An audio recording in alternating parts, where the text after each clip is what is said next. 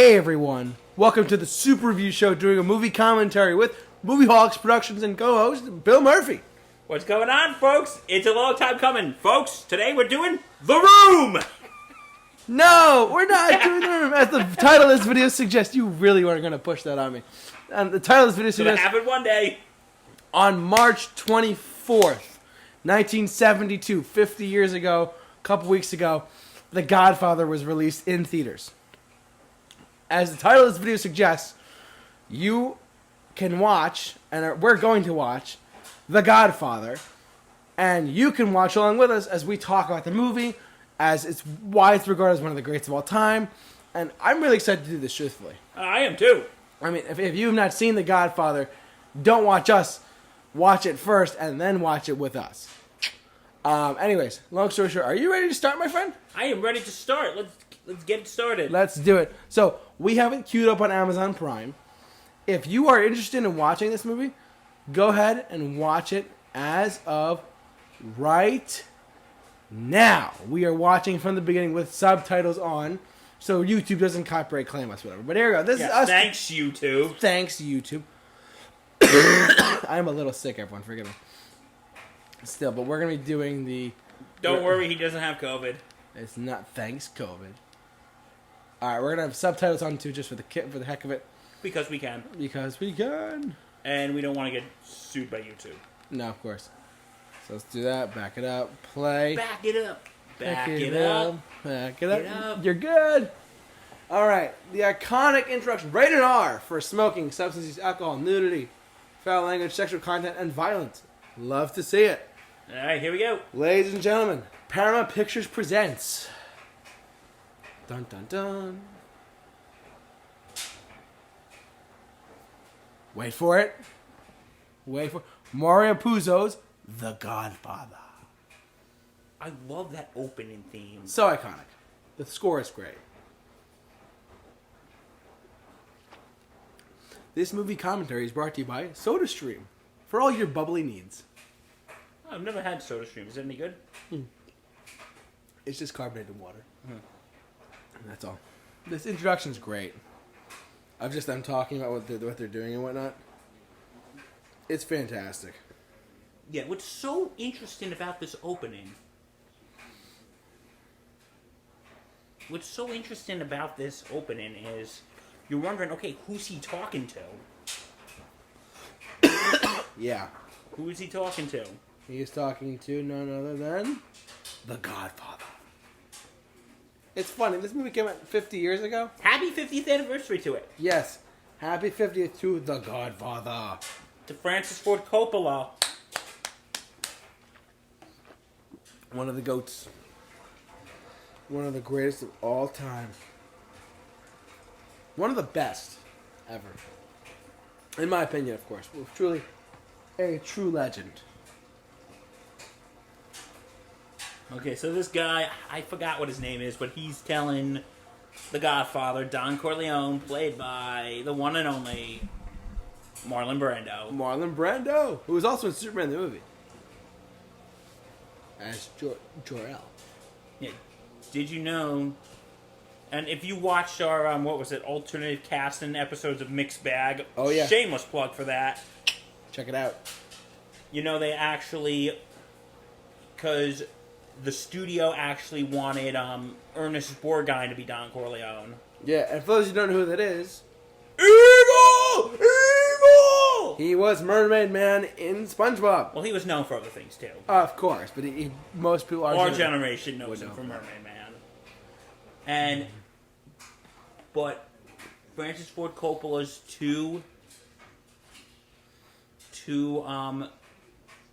daughters, or... one of them was Marlon Brando, was his choice. The other one was Laurence Olivier. Oh, okay. But Laurence Olivier was very ill at this time, so he ended up going with Brando, and the studio didn't want Brando. Yeah.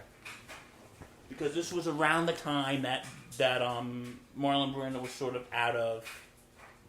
Like, what was he out of? He wasn't as big as he was, like, in the 50s. Oh, yeah, no, he's a stellar actor back then, but then he, so... At this time, he was basically, I don't want to say irrelevant, but for lack of a better word, irrelevant. Right.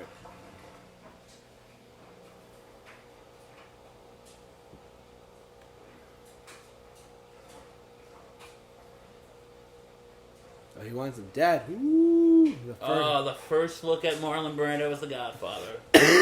Such an iconic look. You know, it's funny. What? The wedding scene. We're gonna get to that in a little bit, but the wedding scene. True story, Bill. True story. True stories with the J-Man. So, my grandmother, who I'm gonna give a complete shout out to, because I mean, unfortunately, I didn't see it with her in her lifetime. She died a couple years ago, but she's 100% Italian, and she had to. I never saw The Godfather while she was alive, and I saw it a couple years afterwards, or I forget when. But sure, it was after she passed, and my mom was like, "Oh my God, how could you?" But whatever. Regardless, though, I saw this movie for the first time a couple years ago, and I was like, "Wow, this is like not on TV. I saw it like on what it was on DVD or whatever." And I was floored. And the wedding scene, it's funny. The wedding scene in this movie, my grandmother, this is true. I believe you. My grandmother knew Mario Puzo, the writer of The Godfather. So, and her wedding was back in the 50s. What was it? A huge, she had all this money my grandmother poured into all this money in this wedding, whole thing, right? Yeah. Huge wedding. Enormous Italian wedding. And she had it recorded, taped back in the day. Which is very expensive back then.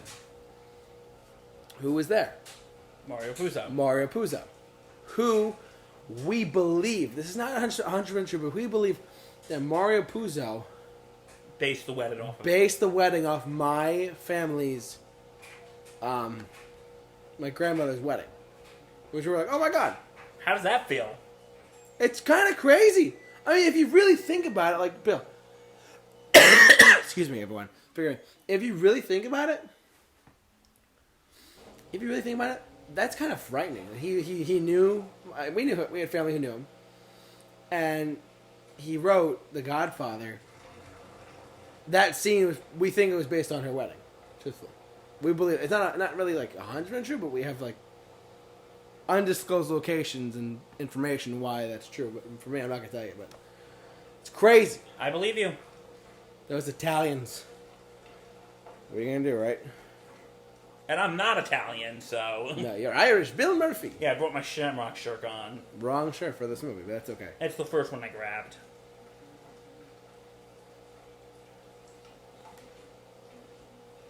So now they're looking for the wedding reception, which is based on. And when I watched the movie, like, oh my God, my grandmother's wedding was like that. Oh, wait a second, my grandmother's wedding was practically The Godfather's wedding. Give this to Clemenza.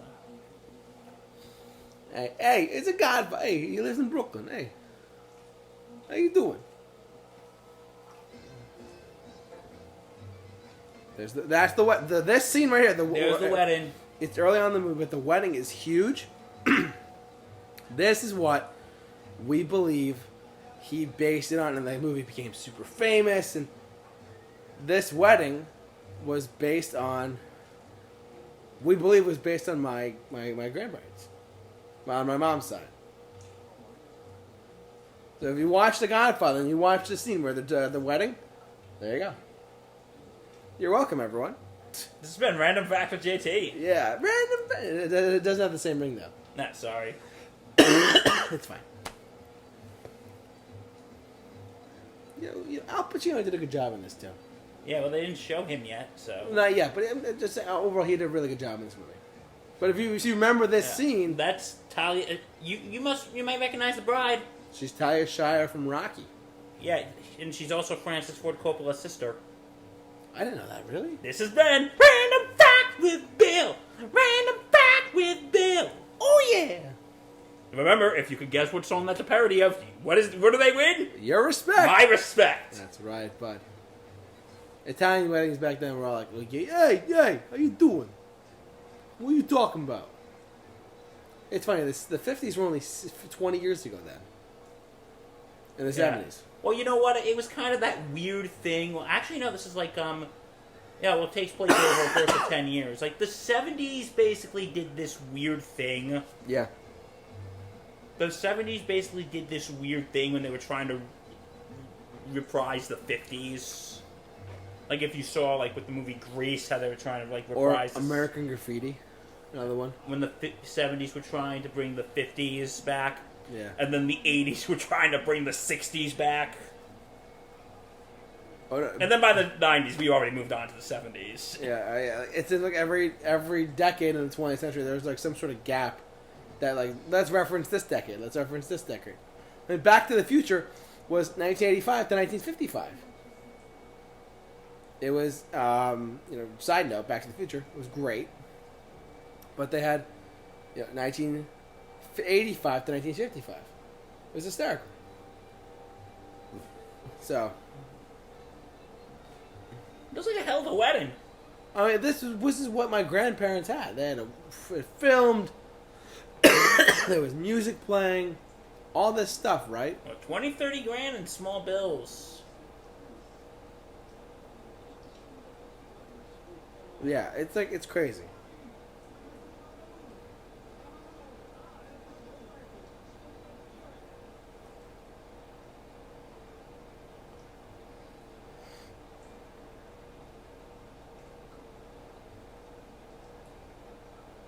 Hey, you can't take pictures of us. Yeah, you could take We're important. We are important. Yugoslavia. This isn't the gangs of New York, so they don't have top hats. Exactly. We're important. We have top hats. Oh yeah, totally. I'm buying a top hat. You know why? So I can look important. Yeah, I mean, hey, top hats look good. Top hats look good. Okay. They're kind of out of style, but still. Okay, Sonny's angry about something. That's James Caan, right? That is James Caan. A young James Caan. You want to know something though? James Caan, and was also in when we were talking about the alternative casting. James Caan, because they wanted the studio I think wanted James Caan as Michael, and they wanted but Francis Ford Coppola wanted Al Pacino, and the studio said no, because Al Pacino was a relative unknown at this time. Right, but this was his breakout film, right? Well, yeah, it was his second movie. His first movie was in a movie called The Panic in Needle Park that came out the year prior, and 71, right? And with the whole thing with Brando and Pacino, yeah. They said, the studio said to, I think it was about Marlon Brando, the studio said to Coppola, okay, you can have Brando, but what? We'll do a compromise. You get Brando, but we want you to cast James Caan as Sonny. Okay.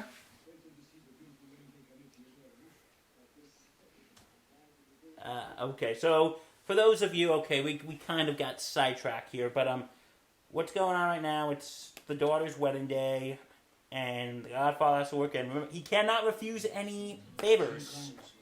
They're gonna make an offer he can't refuse.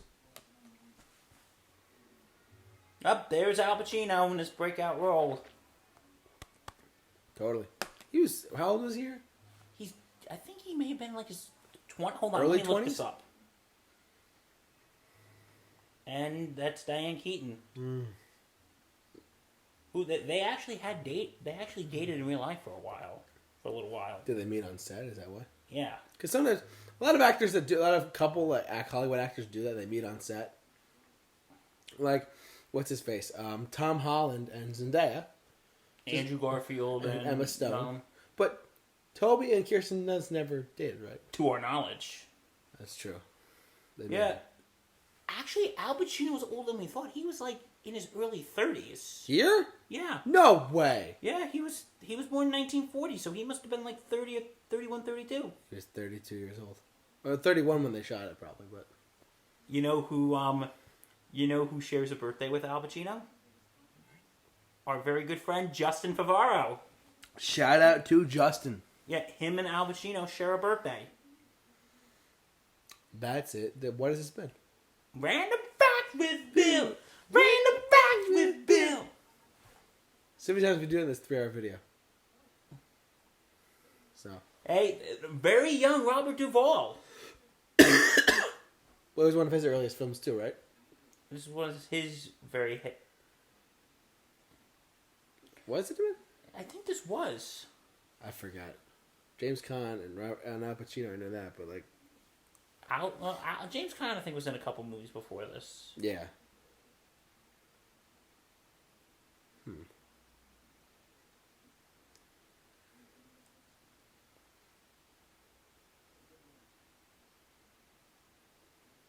So, yeah, so Michael's back from the war.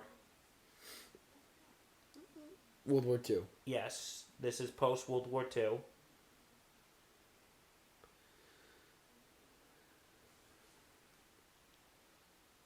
There's Luca Brasi.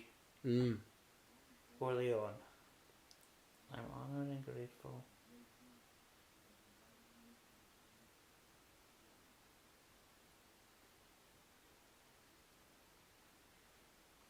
Weird pause. Yeah. Yeah, but you know, Marlon Brando actually just stuck cotton balls in his mouth. Oh, did he really? Yeah. That's all he did? This has been another edition of Random... Okay, guys, this is 3 hours. You're going to hear a lot of these. You're going to hear a lot of random facts with Bills today, guys. So if you don't have the patience to this, Yeah. don't watch. No.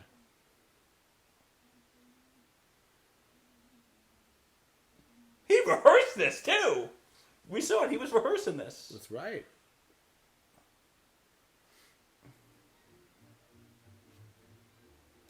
Oh, some nice swing music.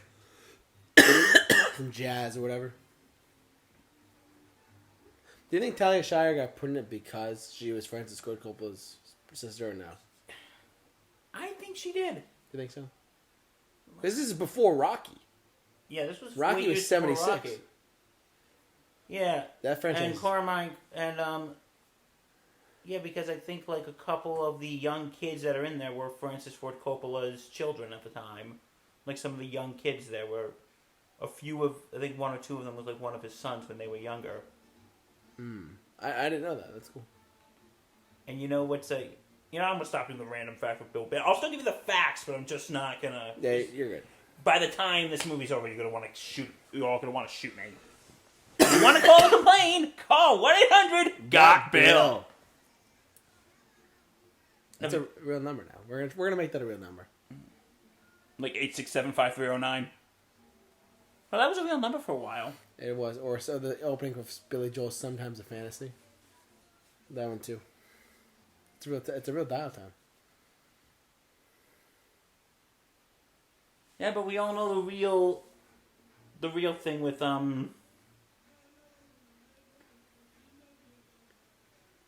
with Francis Ford Coppola's family. Yeah. His daughter got a part in The third one. Yeah. And that was because they originally had Winona Ryder, but Winona Ryder got caught up with Edward Scissorhands. Yeah. And they wanted Madonna. No, actually, no, they didn't want... Madonna wanted to be in the film, actually, Godfather 3. Wait, we really had to turn it down? No, we're good. I don't want YouTube to copyright us because we have the volume up at like 5. Or 6. So, whatever. Just bear with me. We were trying to... YouTube, if you're listening to us in video analytics right now, you suck because we were trying to watch a movie and talk about it at the same time. So just saying. And this is fair use. Fair use, baby. Johnny Fontaine. But anyway, yeah, Madonna wanted to be in Godfather 3, but they Frankie said... Valli? Yeah, right. They said, dude, she goes, Madonna, you're too old. Rebecca Schaefer was going to be in, but unfortunately she was murdered. So, Winona Ryder was out. So, like, honey, play this part. There you go. Johnny Fontaine, you know who he was actually based off of? Who? Frank Sinatra. I could see that. He was actually based off of Frank Sinatra. And Frank Sinatra was rumored to play Don... Right? No? He was rumored to play Don Corleone or no? I don't know. Well, we talked about that on our We talked about that on our. I think maybe. Because the 70s, you forget some of the people we talk about, like Frank Sinatra, Elvis Presley at one point was talking because he was still an actor. Yeah. Weren't they looked at for different roles as well? Like they're trying to get like huge names in the huge names in the film as well. Right? Yeah. No, but like weren't they? Because if you haven't checked out our alternative casting video, First watch that and then come back to this. But excuse me. Basically, one of the things we looked at was that there were alternative casting for The Godfather, and there was people in there like Frank Sinatra to play Don Corleone. Elvis Presley was looked at to play like what's his face. We looked at to play who's James Caan's character? Michael? Sonny. Yeah. Oh, that would have no disrespect to Elvis, but no, I wouldn't have fit. I don't. Well, think James Caan's not Italian either. Yeah, yeah, that's true. But at least he could play an Italian. Yeah, exactly.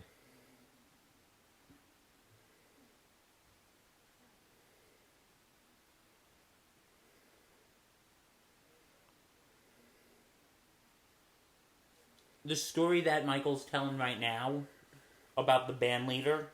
Yeah. This was actually based off of a real life incident between Frank Sinatra and Tommy Dorsey. Oh, get out, really? Yeah, somebody told me that years ago. Interesting.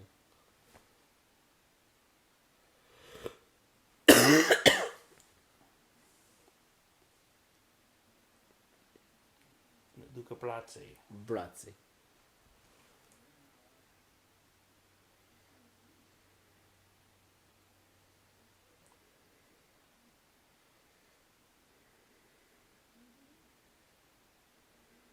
Can't refuse. Huh? And what did he do? Yeah, I wouldn't be able to refuse that offer either. Having a gun held in my head. Ay. He says either his brains or the signature will be on the contract. Ugh. Yuck. That's actually just scary if you think about it.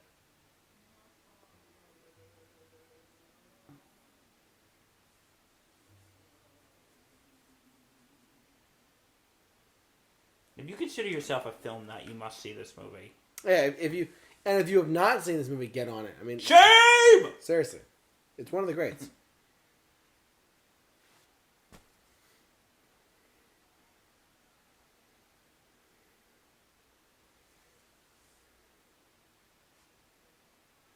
Done.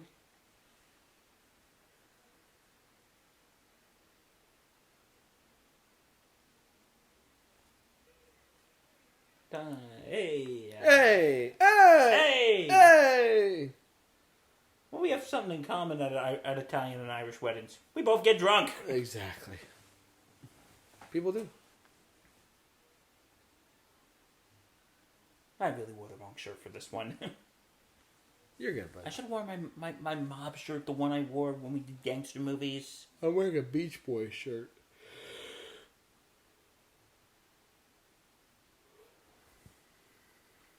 Hey, there's Fredo. Fredo. John Casale.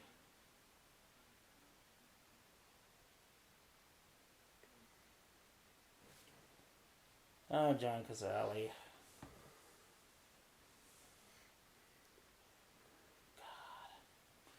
God. He was taken from... he was actually engaged to Meryl Streep. I didn't know that, really. Unfortunately, John Casale ended up passing away. Oh, that's a shame. And his last movie was also with Al Pacino, Dog Day Afternoon.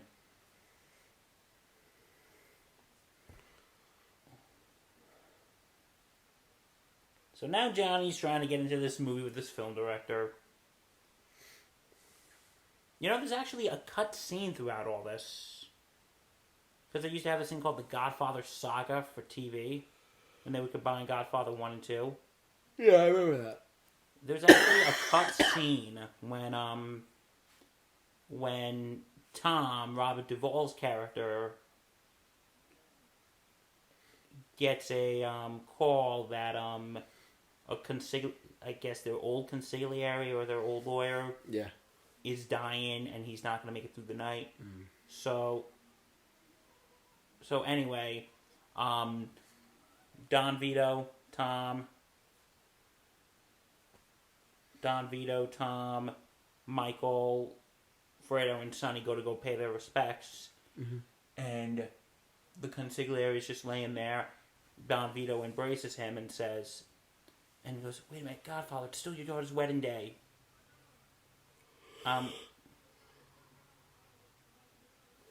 And then he says, "Wait, it's still your daughter's wedding day?" He goes, "Yeah." He goes, "Do me a favor." I go, "What is it?" Because Godfather cannot refuse favors on his daughter's wedding day. Right. And he goes, "Kill me."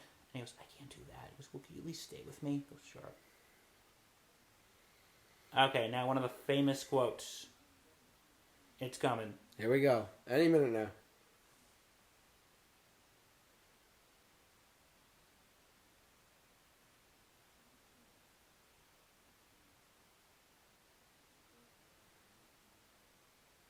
Here we go. Here we go, folks.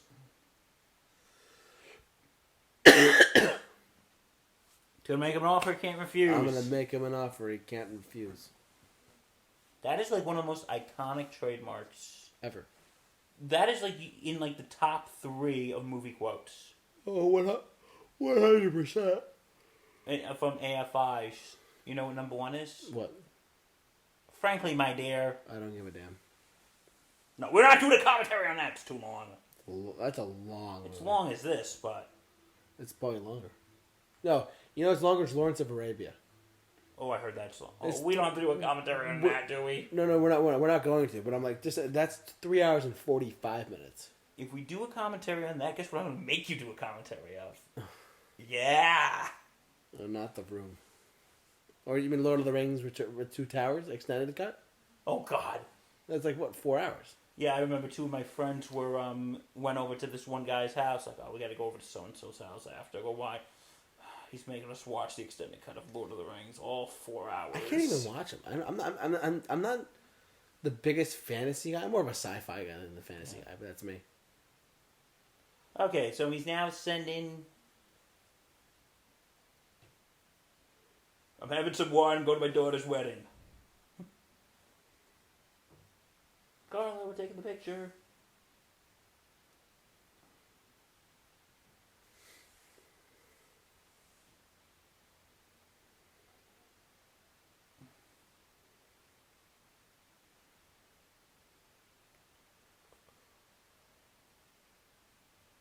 The Godfather theme. It's so iconic. The theme itself is Oh, incredible. it is really iconic. You ever wonder how they come up with those iconic scores? I wonder. Like the new Batman movie, remember we talked about that? Yes. That score was so good. Like the music in that movie was just incredible. Anything by John Williams. Or Michael Giacchino's good too. He did the Star Trek films, all 3 of the new Spider-Man films. And he did Up. Michael Giacchino. Up, he's done a lot. Giacchino's a great guy. Is he Italian? With a name like Giacchino, I think it's a pretty Michael sick bet. Giacchino, yeah, I think so. I actually had a friend in college who was aspiring to be a film score guy. Yeah. And he said Michael Giacchino was like one of his heroes. He's that good. He's that good of a composer. You know, it's funny. He's one of those guys where he's one of those composers where if you hear his, he's going to take another score and he's taking an iconic score and then adapting it to a modern context. Like another guy who did that was actually the guy Alexander Desplat. He did the Harry Potter spin-offs. He did Star Wars Rogue One. Yes. He scored that. But he was coming off of Harry Potter. And he took the John Williams fanfare and stuff and he adapted it to his own thing and made Star Wars Rogue One. Just a little fun fact, but Okay, so Tom is now in Los Angeles. yep. Yeah, there you go.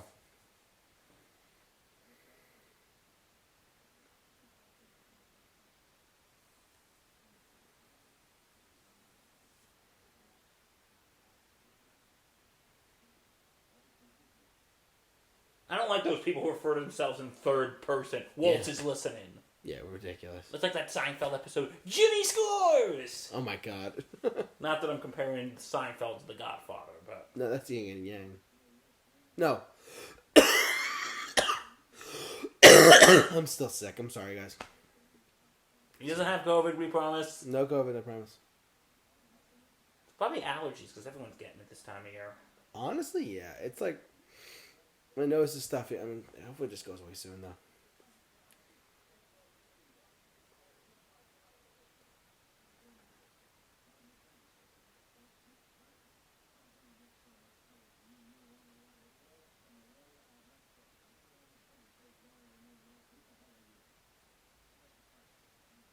Ooh, he handles one client. One client. There we go. I forget why they did this. They're trying to get Johnny Fontaine a part in the movie. Oh, right. And then here's one of the most frightening scenes in the movie too. Well, we're not there yet, but it's coming. It's coming up. Yeah, we're not going to spoil it for you, but For all two of you who've never seen it. yeah, for the two people who have not seen it. It's like, I was having this conversation with Justin the other day. Yeah, The Godfather is one of those movies that if you tell people you never see it, their reaction is, what? Yeah. I was one of those people at one point. And then I watched And it. I gave you that reaction, I think. You're like, you're Italian and you haven't seen The Godfather. I said, I know. I said, I'm sorry, Bill.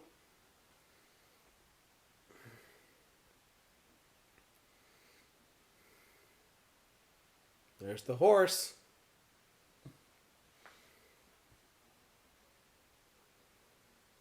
Oh, it's coming. Look, I love my horse. I love that horse. No, the horse can't talk. It's not Mr. Ed. It's on BoJack Horseman. That's a good show. It is a good show. I haven't seen it in a long time, though. I binge watched it during quarantine. Nice.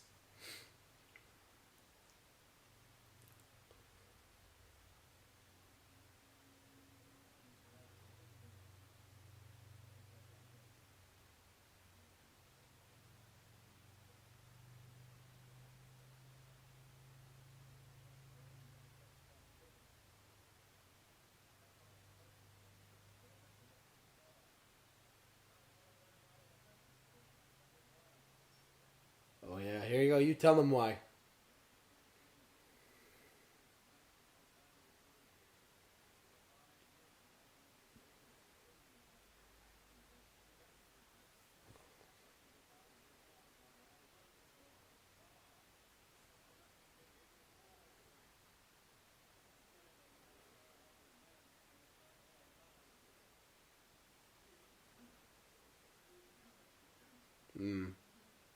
Okay, let's translate this for you folks. Johnny Fontaine banged one of his actors. Yep. That's the short version. The very condensed version of what's going on in the scene. They're at the dinner table right now, and he's about to... We're not quite at the Scene. that scene yet, but of the horse. But Here's a random thing here. what do you got? Al Pacino's 81 years old. He's 85 now? 81. 81, okay. That sounds about right. He was born in 1940. Yes. So he was born... He'll be 82 this year. Wow. That's crazy. If you think about that, that's pretty crazy, bud. He's been around the block. Alright, oh no! Here's the scene. Here it is. Alright, he's waking up. He's in bed. Here we go. And this was... When I first saw this movie, Bill, this scene scared the crap out Oh, of it me. scared the crap out of me, too. I couldn't believe that they actually did this. It was one of those things.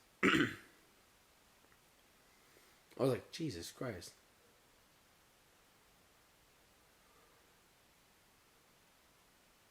Now, where is it? It's underneath it. It's by his feet? Yeah, you know what I don't get, though? How did Tom get it in there without him noticing? He was probably sound asleep. Well, I'm sure he would have felt something. It's a pretty big bed, though, if you think about it. Yeah, it is.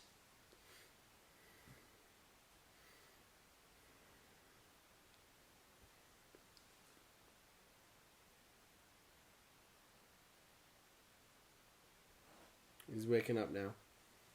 And this scene always scared the living crap out of me. Here you go, ready? 3. For those of you who are staying along with us, this scene is frightening. Look at the blood, and then he's like, "What's going on?" He wakes up and he finds Uh-oh. the head of the horse. Oh! We're over! It's disgusting. Oh. It's disgusting. Dude. It's so scary we had to show 3 different shots of it.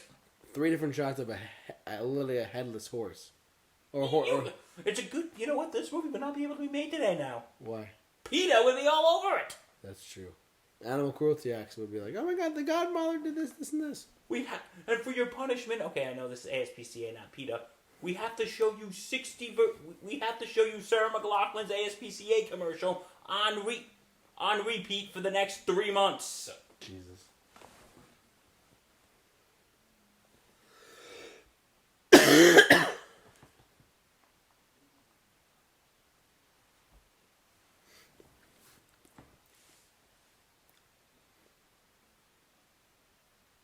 Oh, we're now getting into drugs. Lovely. Yes, drugs. Woo! No, don't ever do drugs, kids. Unless it's for medicinal purposes only. Yes.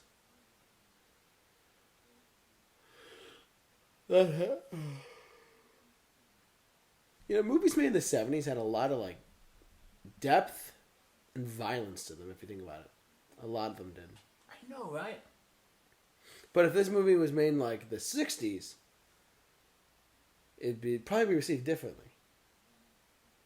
But it was made in 1971 or early 1972, right? They probably shot it all then, right? They probably shot, like, end of 1971, beginning of 1972. Yeah, something like that. But if this movie came out like 1968, I think it might be received a little differently. Truthfully, it was made in what?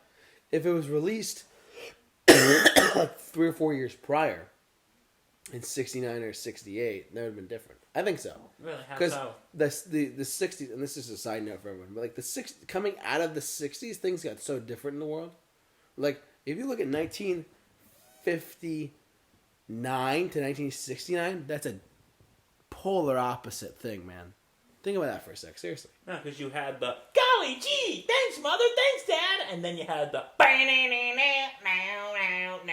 Eric Clapton, don't sue me. Yeah, Eric Clapton does. But like music changed, films changed, everything changed so quickly. And if this movie was made in like it was the perfect film of its time. It was the perfect movie of its time. This movie would not be able to be released today. What do you think about it? No, because it's widely regarded as like an all-time classic. But if it was released today, it would be different. I don't think it would be made today.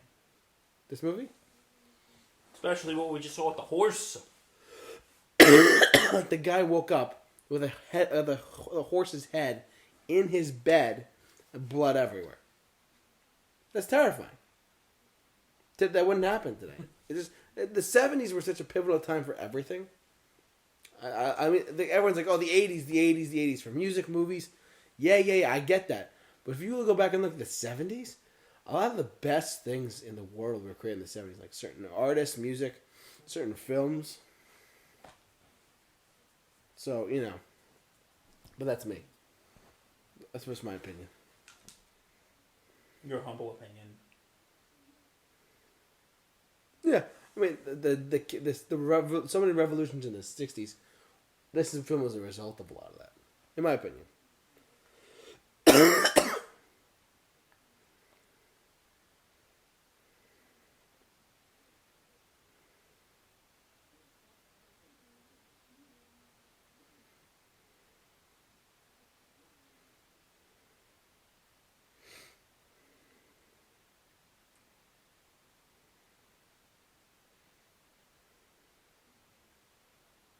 Remember, kids, don't do drugs. Don't do drugs.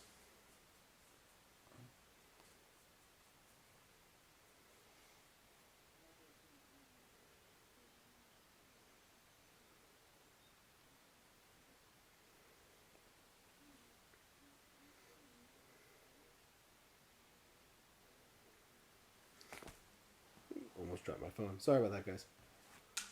Taking notes. What are you taking notes on? I'm just taking notes. I went to watch my sex tape.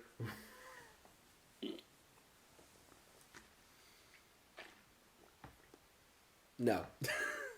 No sex tape. My sex tape. Or Kanye West's.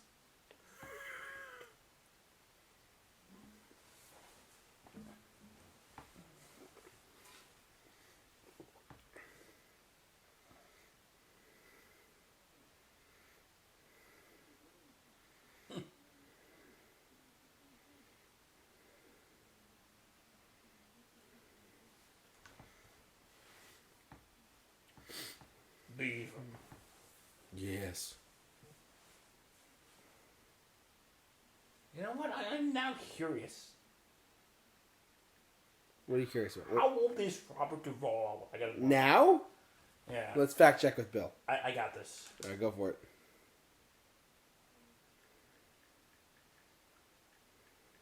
He's gotta be like in his late 80s, maybe his 90s. I mean, James Caan is almost 90. Or almost 85 or something like that, right?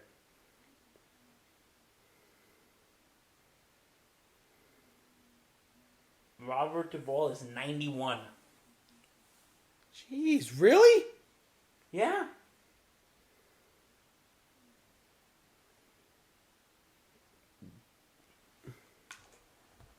It's crazy how he's that old. Well, this movie's also 50 years old, too.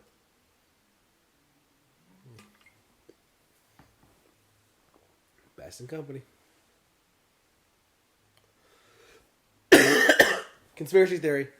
Is The Godfather a Christmas movie? Oh, God. No, I'm kidding. It's not. I'm just because there's a scene that right now takes place during Christmas time. Yeah, it lasts for like, what, a good 10 minutes? If that. You will take it. Is no. That the Die Hard's not a Christmas movie then. Well, Die Hard takes place. The whole During movie is during Christmas. But it's not. Is it a part of the plot though? You're asking us this question in April. Sorry, I don't know. I just Bad. shame. Oh, this scene. Oh boy, here we go. See, where they're at the at the eat or whatever. Yeah. Gotcha.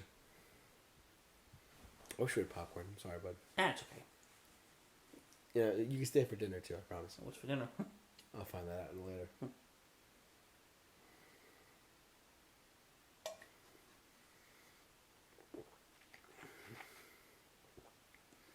Uh-oh.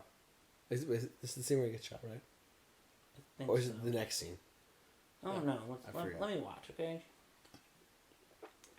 It's been a little while. No, is it? No. No, it's not.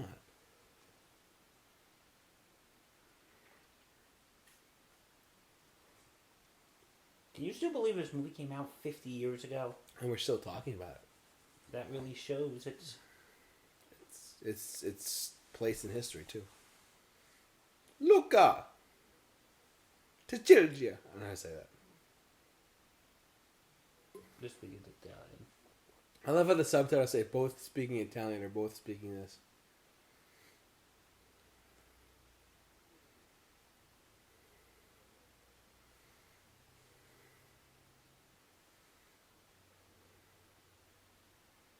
I think Guna could do business. It's funny. Someone once came up to me. I was in high school, and I was like, "I've never seen The Godfather." And he's like, "What? You of all people?" I said, "You're the film guy." I said, "Sorry." Yeah, That's here's a one way. story. Another one from our dear friend Justin. When he was in film school, he was working on his film thesis with his professor. Goes, okay, you just had to do a choke scene. You remember that scene in The Godfather Which one? with Luca Brasi? Like we're about to see it now, and he goes, and the professor goes, "You've seen The Godfather, right?" And he goes, "I think," and he goes, "You've seen The Godfather, right?" Mm. And he goes, He goes, "You paid all this money to go to film school and you haven't seen The Godfather?" He goes, "Damn it, I feel like I want to go slap a child for what you just told me." Shame, Justin, shame. Oh, this is the choke scene he was talking about. And by the way, we do not condone slapping children. or choking people. Or killing. Killing is not allowed either. You must be a good person no matter what. This is just frightening. Huh? Yeah, just because you're just watching him basically suffocate. And he can't move because the knife's in his hand.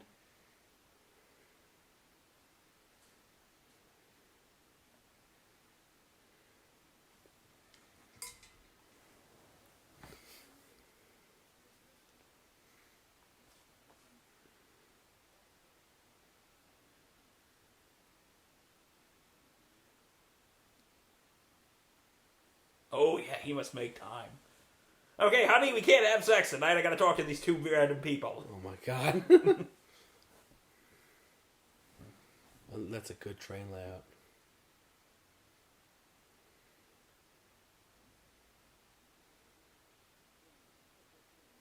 Oh, here it is.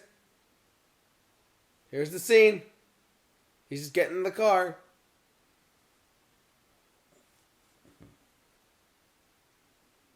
Gee, you're at a fruit stand. What are you gonna buy? A Cadillac? Buy fruit. How about oranges or peaches?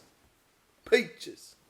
Peaches are good. Peaches are good. I like peaches. What's your favorite fruit? I like pineapple. Pineapple is good. The better question is pineapple good on pizza? Oh god, we have to talk about that. Controversial topic. I've had pineapple on pizza once. Oh, here we go. They're killing the Godfather. Have you realized in the Godfather movies the orange is like the symbol of death? Yeah. Oh, the blood. Yeah. So they actually paid homage to that in a Sopranos episode. Oh, they did? Yeah. I haven't seen The Sopranos, but Tony Soprano that got shot when he was buying a bottle of orange juice. so it's always the color orange. You know this. Did anything happen in Goodfellas that I forget? With oranges? Yeah. And I love spoiler that. for Godfather 3, Michael dies while eating, guess what? An orange. Yeah, so I think that was like a... Yeah, so Donovan just got shot from buying oranges, and he looks pretty bad. Yeah, there could be a meme about that. It's just like, these are my oranges. There could be a meme about that too.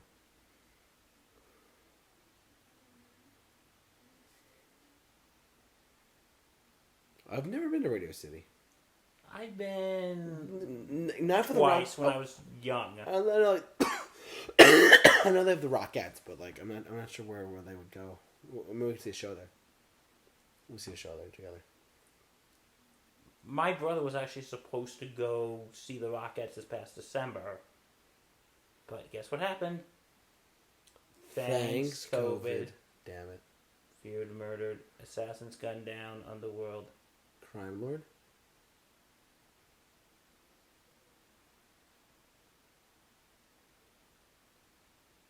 You know, Al Pacino wasn't unknown at the time. He was 31. Yes, he was. He looks so young, though. Yeah, I thought he was like in his 20s, like his early 20s. He looks like he's in his early 20s, but apparently he's only... It's like the Tobey Maguire thing with Spider-Man. He looks young, but he's really old. He turns 47 later this year. I know. Maguire, yeah. And he's Spider-Man again.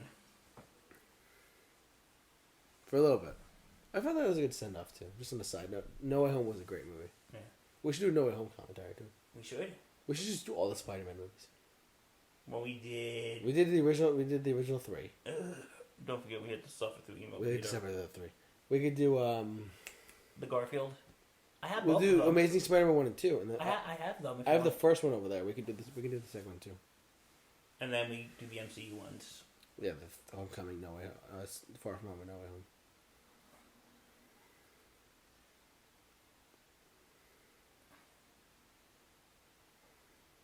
Hey, this is my gun drawer that I didn't want you to know about. This is my gun drawer. You know what I don't like when they have it when that was on TV? I hit the commercial parts. Oh, I hate how they take all the good parts out. Yeah. They take out the horse. Well, no, they just reduce the blood. That's true. They just edit it out or whatever. Right? Yeah. Do they edit it out? Is that all they do?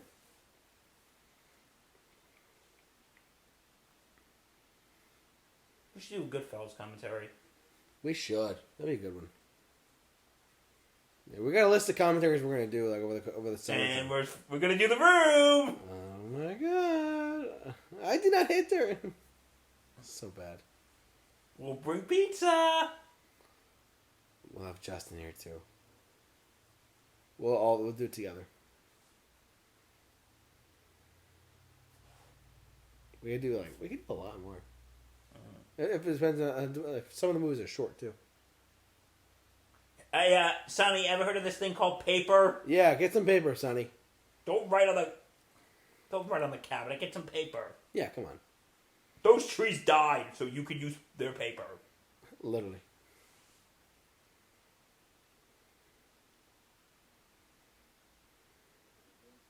Fake news. His boss is dead.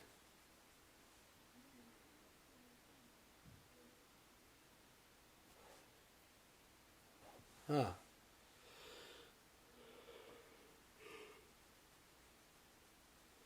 Don Corleone.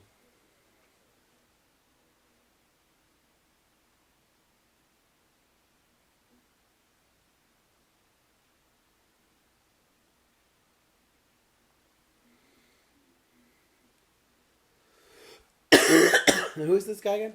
He's Phil Italia. He's one of the bosses from the other families. The other families, okay. I know he's the mob. I wasn't sure if he was like a.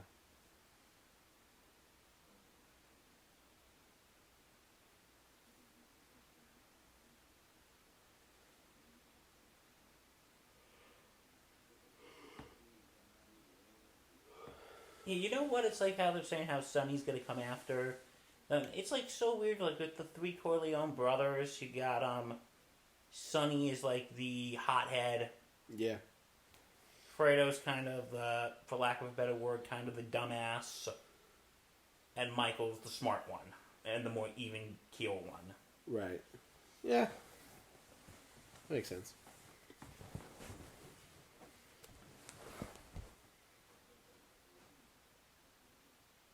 Fat Clemenza.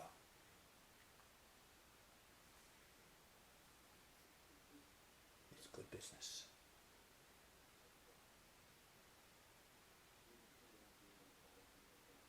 Luca Brasi, maybe best. Well, yeah, Luca. He did.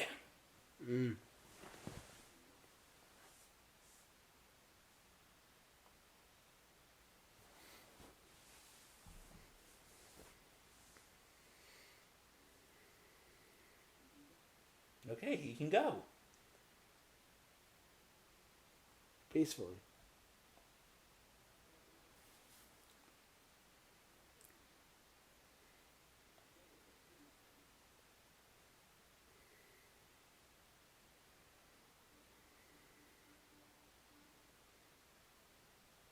It's the Godfather Christmas movie. It might be. No, I'm kidding. It's not a Christmas movie. It's a mob movie.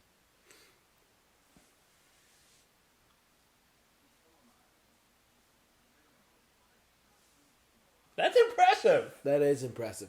5 shots and you're still alive. That's lucky.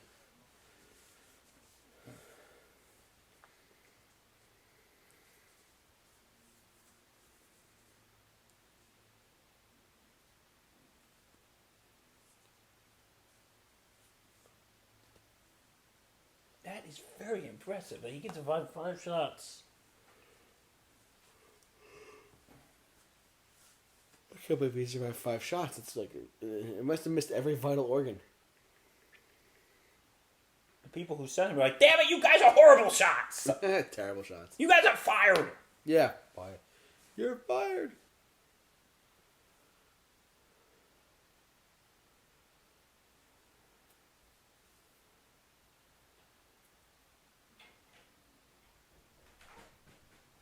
I mean, I gotta say, this scene here is pretty good too.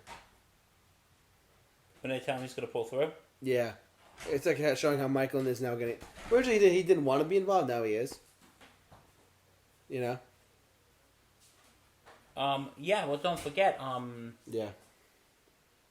don't forget, Don Corleone wanted Michael to stay out of the business. Well, of course, it's a terrible business. But still, I mean, that makes sense. But now he's like, you know what? I'm going to avenge my father.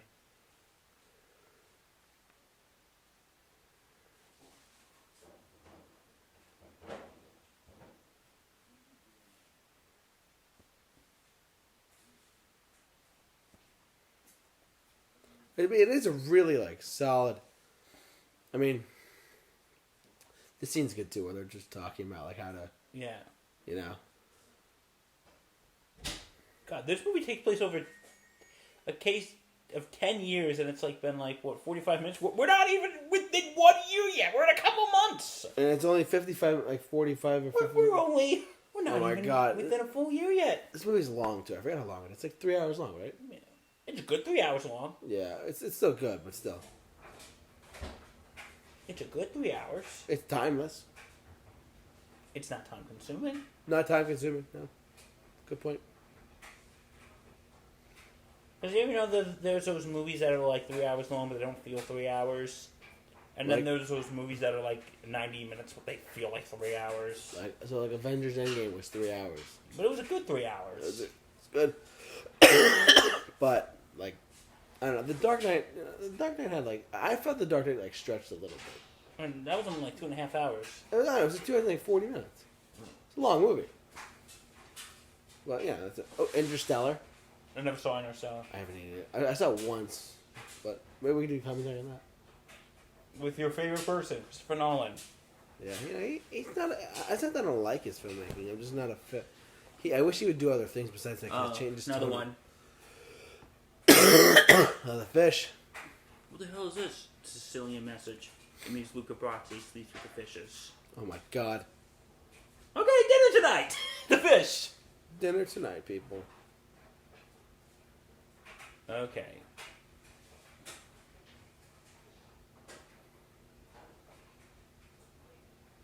Oh, another one. Another classic line is coming up. Oh yeah.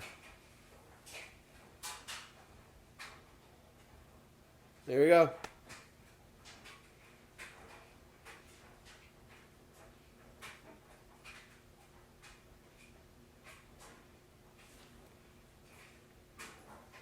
Drop the gun, take the cannoli.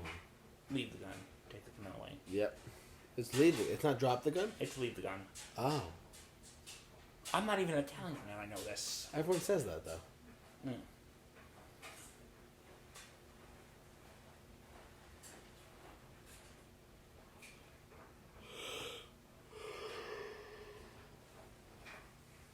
Everyone says it's like, oh, yeah.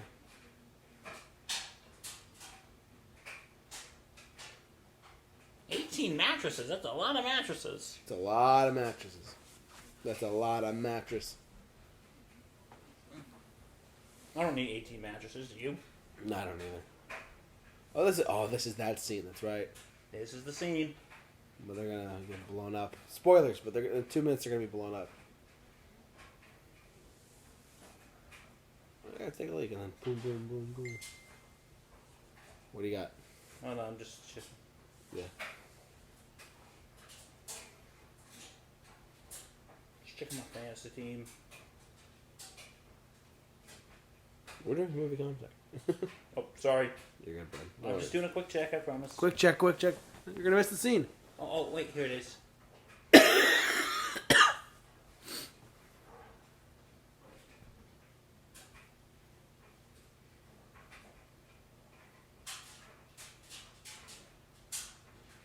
Oh. Uh-oh. Leave the gun, take the gun over. Okay, yay. I do love a good cannoli. Cannolis are good. Cannolis are good. That's brutal.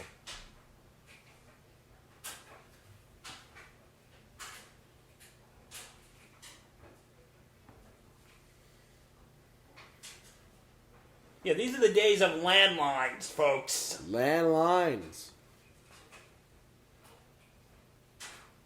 No cell phone existed back then. You had to call on one phone. This didn't exist.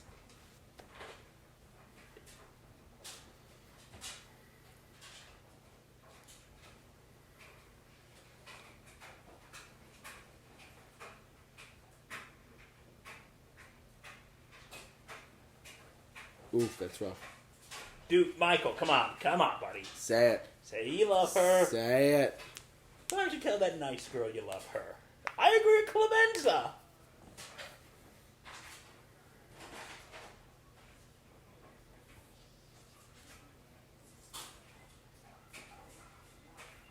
This is really making me crave Italian food. I'm not gonna lie. like olive bread. I'm freaking out right now. I'm like, let's get some olive bread, buddy. You're fine. You don't make.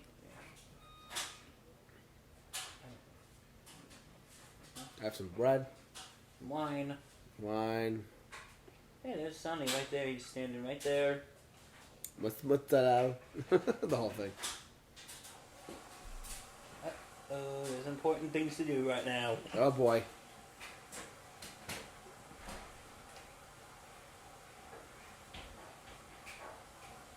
He's going to the hospital to see his dad. Clemenza. What a bunch of guys. Ay. Crazy. Would you say this movie's twisted in a way? Please, can you elaborate? Like the things that they did in the mob. The horse's head. Yeah, like the random killing, take the cannoli, you know. It is sort of twisted once you think about it. Yeah, I mean, that's the way they did things. Yeah, but you know what? It's like, and I get into this debate with many people. Yeah. What's good Godfather or Goodfellas? And you know what? I always say this. As much as I love The Godfather, it's sort of like a more romanticized version of the mob. I agree with that, yeah. Like, that Don Corleone's portrayed as a man of honor. Yeah. But Goodfellas, though. It's more realistic. It's more grittier.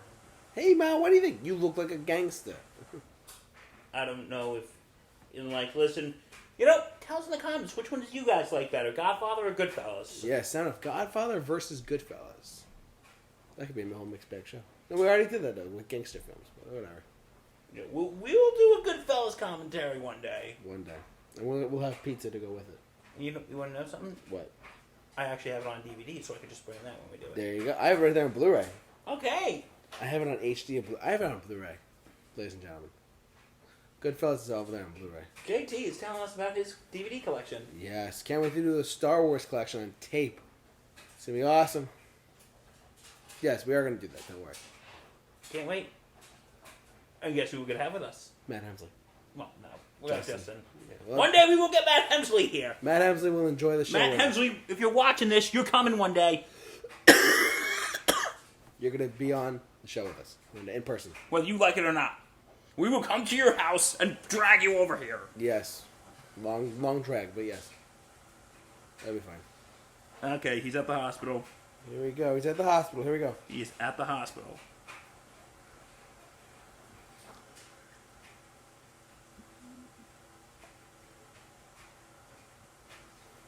Fact check. What are you fact checking? Just looking up some stats. I mean, back in the day, could you have seen Frank Sinatra? That's Don Corleone? Yeah. I can see that. I mean, he's from New Jersey. Which is close. That sandwich is the star of the shot. Oh my god. Making me hungry, Bill. This sandwich is the star of the shot. I want some supersada and some mozzarella. The food is so good. It's like salt heaven or whatever. It's good food though. Pizza too. Pizza is really good. Pizza is good. The next movie commentary we do, we'll have pizza. Yeah, I was gonna... Yeah, when you say, what is it, Salt Heaven? Yeah, because Italian food's salty. No, that's fine. Yeah, I'm trying to watch my salt. I have to start eating unsalted pretzels. Oh, how is that? It's kind of bland. Yeah. Makes your mouth dry more, right? What was that? It makes your mouth dry more now. No, not really. I dip them in hummus, though, so it makes the experience better. Oh, nice.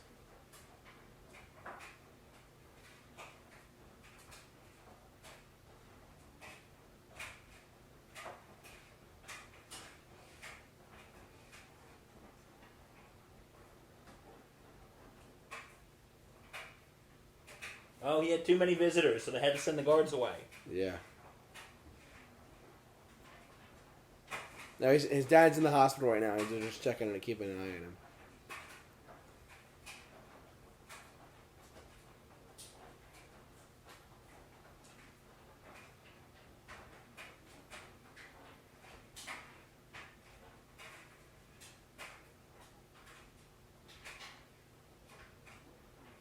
Okay, I hate in those situations when people What? say, "Don't panic." You're supposed to panic.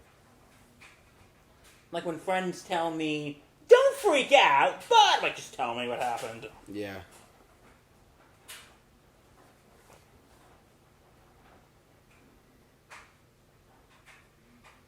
Oof. Ooh, yeah, man, I come in there to kill him. They're gonna go kill him. Maybe. Hopefully not, but.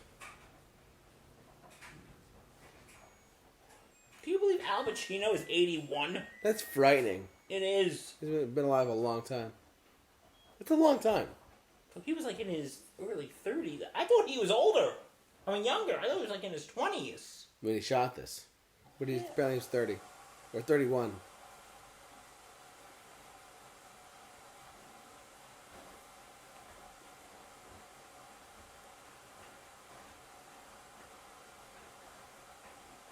Now, because he moved his father out of there, what does that do again? Because they're gonna do the men are gonna try and kill him, right? Yeah.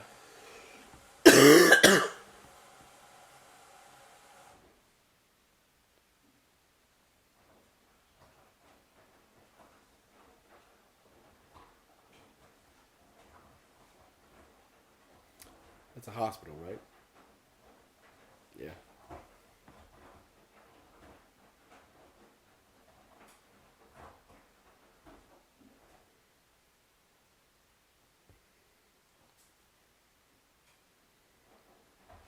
It's Andrew the Baker. Not important. Oh, it's Enzo the Baker. It's Andrew. Nobody cares. We got bigger problems. Nobody cares about your flowers, Enzo. We have bigger problems. Yeah, like seriously.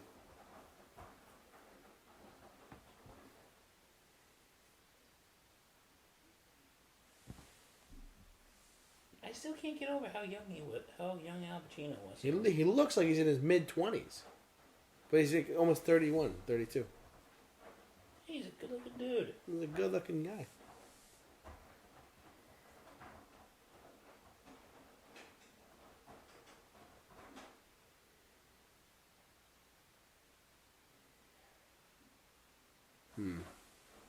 This was like his second film, too.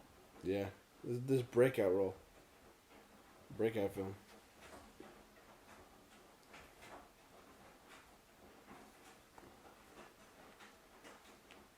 Isn't Godfather Part 2 like a prequel in a sense to Godfather? It's a prequel / sequel. Okay.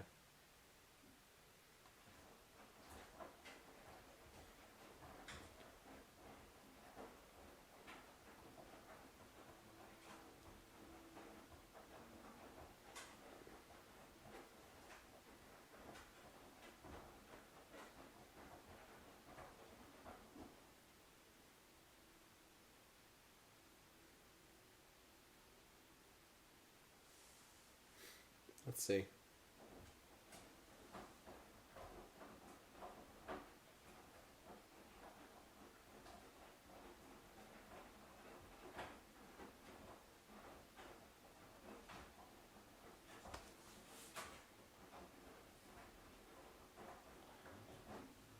Oh, there they are.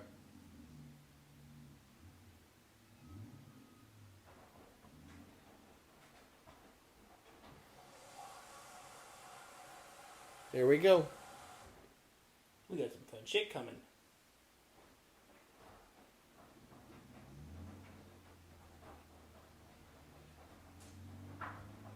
See, that's how you do it. There you go. Because, okay, Michael has told Yeah.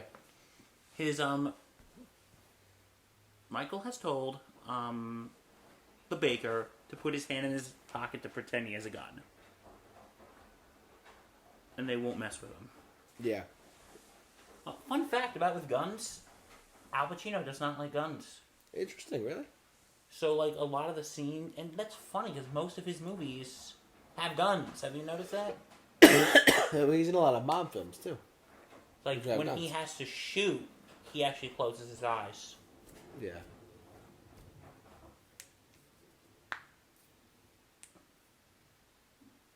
Like in Scarface? Yeah. Okay, I should have said this when we did our overrated movies last year. I think Scarface is terribly overrated. What's that? Scarface is overrated. Oh, we talked about that, yeah. Oh, we didn't. No, we didn't? Oh, not on the overrated movies. No. Did we talk about that at one point, though? Yeah, I think we did. I feel like we did, yeah.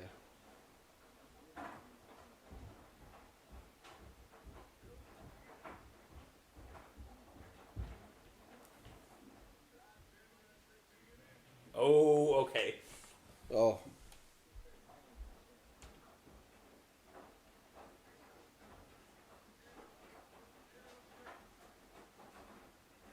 Oh!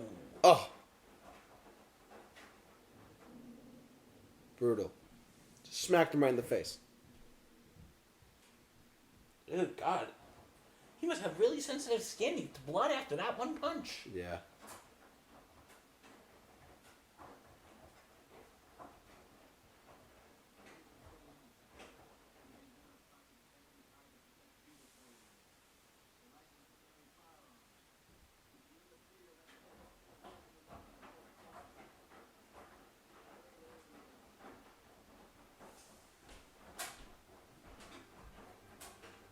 Wow. Yeah, we have people killed, but you're a screw-up captain. Yeah. Sucks to suck. Now, where's their house again? In Westchester? No, they're somewhere in Brooklyn, maybe, or Queens. Queens, maybe, yeah. I forget.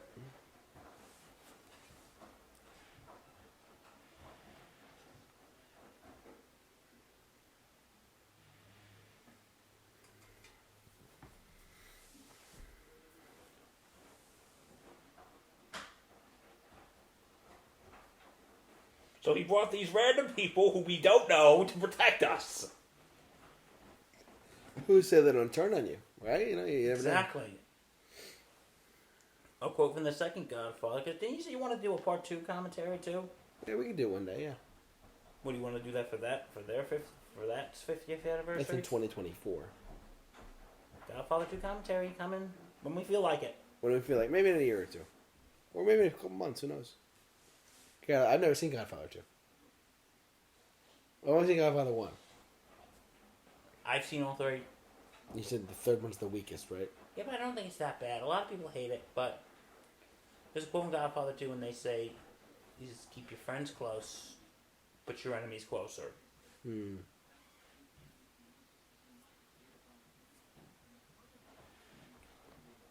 Yeah, this movie, we're about an hour and 20 minutes into our video, whatever, hour and 10 minutes. Yeah.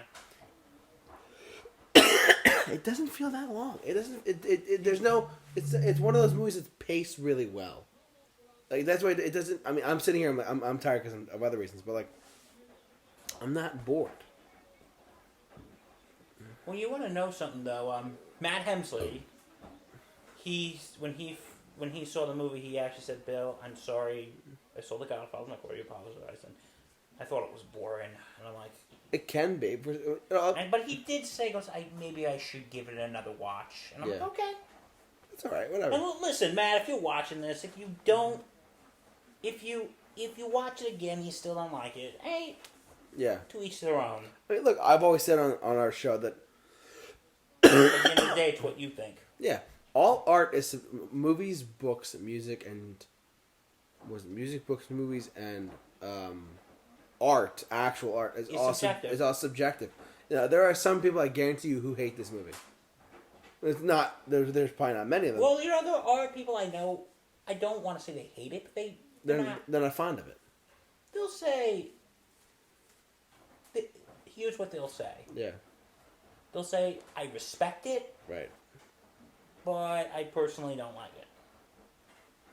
Like they said, there are people who go around saying I respect it more than I like it. If that makes sense. No, that makes total sense. Because you got to acknowledge, even if you're not a fan. Like, no, I've heard people saying it's not my cup of tea, but I will still acknowledge that it's a great movie. Yeah, I mean, some people a lot of people compare this movie to as one of the best films of all time. Like, they're on the other end of the spectrum, and we brought this movie up 3 times. This is the 3rd time. The Room. Like, I enjoy it, but I will still personally, I will acknowledge that it's still a bad movie. Yeah, it's not everyone's cup of tea. So. I like The Room, but I still acknowledge it as a bad movie. Right. But that's like what people hear. I mean, The Godfather, it's regarded as one of the greatest movies of all time. Right. And Justin contested that. Yeah. Saying like, is it one of the greatest movies of all time? I'm like, yes, it is. I would say so. But I'm not just saying that because like the wedding thing I said before, but Which may or may not have been inspired by your grandmother's. her wedding. Mario Puzo was at the wedding. I'm not making this. You can think what you want. I'm not making it up. They were actually at the wedding. Which I find very interesting. Yeah, the Italian side of my family was kind of connected, so to a bunch of things. I'm not getting into what, but because you got to keep your family business in your family, so. And I don't want to end up in a ditch somewhere on Long Island, so we're not going to discuss that. No, you're good.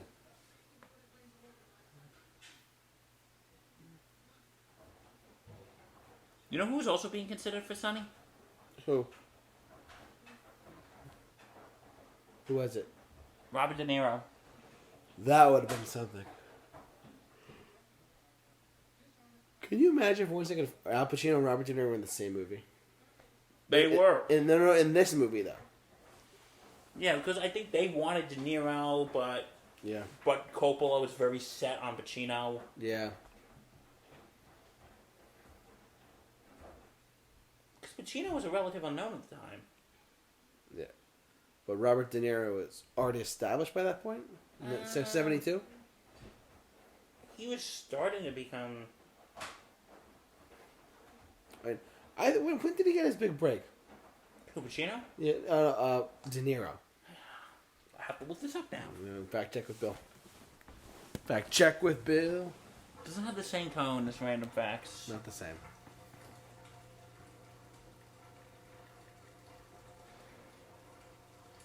Now he hates guns, so he had to close his eyes for the shot and all, or no?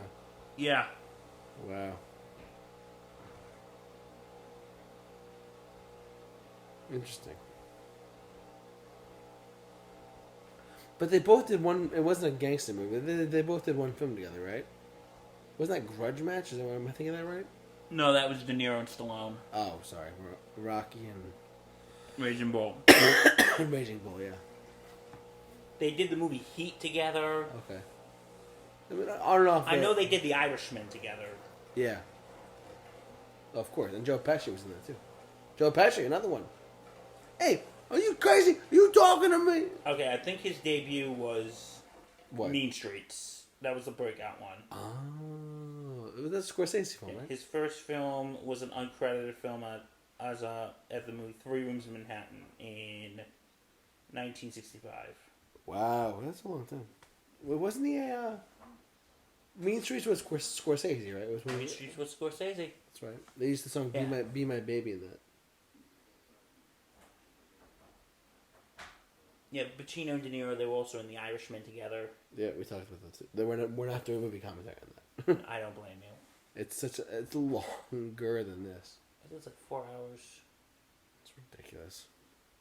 No, 3-4 hours. Is I it told you, if you watched our St. Patrick's Day special, I told Yeah. you that I've tried to. I don't know how you sat through that. And you know what the thing is? I find that movie depressing. The Irishman? Yeah. How so? I know you went into a little bit on our show, but It's just, at the end, Robert De Niro's character basically loses everything. And his daughters don't want to talk to him, his wife's dead, all his friends are gone. that's terrible. And he's just like wasting away, sitting there waiting to die. That is depressing. Like the last scene, a priest is there giving him confession, and he goes, and the priest says, all right, Frank, I'll come see you after Christmas. Go, wait, Christmas is coming? Go, yeah, it'll be in a few days. Can you leave the door open? Go, yes. And the last shot is just Robert De Niro's character sitting there alone. So yeah, I know Matt Hemsley really likes The Irishman, but Yeah. I didn't dislike it, but Was for me it was a movie I only needed to see Was once. it the length of the film? At all? Did it drag a lot? I think it did drag. Who directed? Scorsese directed it too? Scorsese directed it too. everyone's probably thinking we're shitting on Scorsese. No, Scorsese's he's a phenomenal. Look, he's in one of the greats of all time discussion. Yeah. For directors. I mean, Spielberg, Hitchcock, Scorsese, Coppola. Yeah, I put Coppola in there. I mean, the guy directed The Godfather, Godfather 2. And 3, but, mainly 2 and 3, 1 and 2.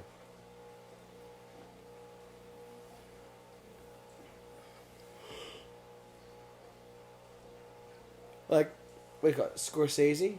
What was it? For the best directors of all time? Spielberg? Oh, you're asking me? Just generically, names. Spielberg, Scorsese, Hitchcock, Coppola. Kubrick, and Coppola. Kubrick and Coppola. That's your top 5 right there. Those guys have made some of the best movies of all Would you time. throw George Lucas in there? Early George Lucas, not later George Lucas. The guy George Lucas. That's fascinating by me. Just on a side note. No, because you know what's funny. I've talked about this before on Mixed Bag at the Oscars in 2007 for When did this hit? No, for what? For when Marty Scorsese won The Departed, Steven Spielberg, Francis Ford Coppola, and George Lucas all were presenting the award, and they gave a little spiel. Steven Spielberg said, "Each one of us has had the honor of winning this award," and George Lucas goes, "Wait, I never won an Oscar." "Oh, wait, you didn't? Oh, then why are you up here?" And he goes, "I was nominated a few times. Does that mean anything?" And they go, "Nope." And Marty Scorsese ended up winning. For George Lucas, he's probably like, "Oh, sorry, we're late for dinner, George. We had to go get our Oscars cleaned." "Oh, wait, you don't have one." "Hey, George, can you watch my Oscar? Because this is probably the closest you'll ever get to one." Oh my god. Yeah, George. I mean, George Lucas he was a really good director. It would be Star Wars, the very first one, American Graffiti, around the same time this came out too, like early to mid '70s. Now, you could really... They really did a good job on that makeup after he got punched in the face. It looks good, yeah. That looks good. God bless him. Yeah, seriously. Well, I say George Lucas, to me personally, he was never a good director, and later on in his career, but the guy has such an imaginative mind. He does. He was the one who created Star Wars. He became a multi-generational behemoth franchise. And he also created the Indiana. He's good at creating worlds that you can do a lot with. That's George and Pixar. He made Pixar. But he was one of the founding guys at Pixar, and look at that win. Pixar's one of the best movie studios too. The Godfather. We're about halfway through.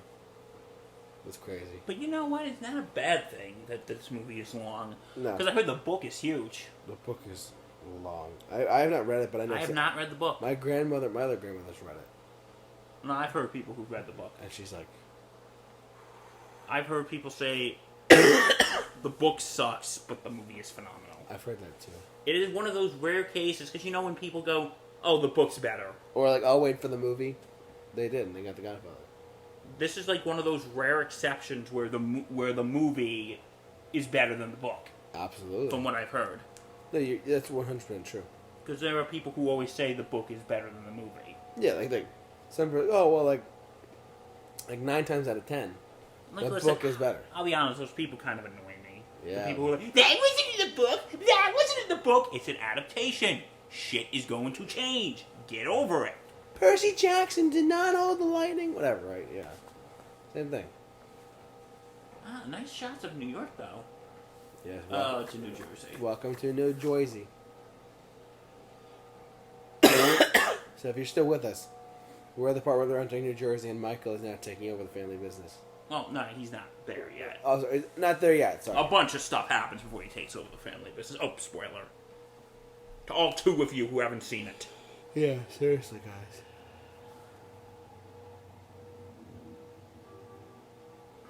Hey, toilet just turned around there.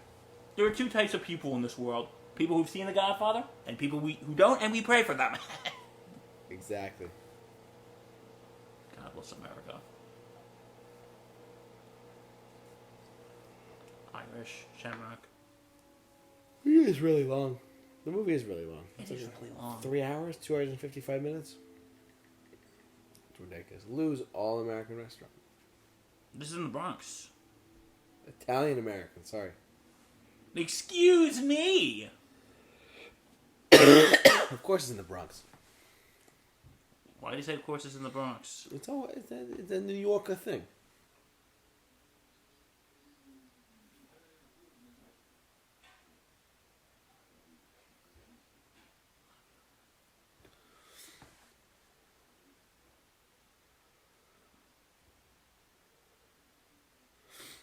Such a great scene right here. He doesn't even need to say anything. He just sits down. His face really shows everything.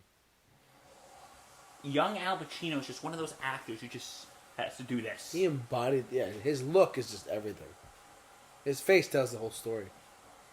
Don't mess with me. Seriously.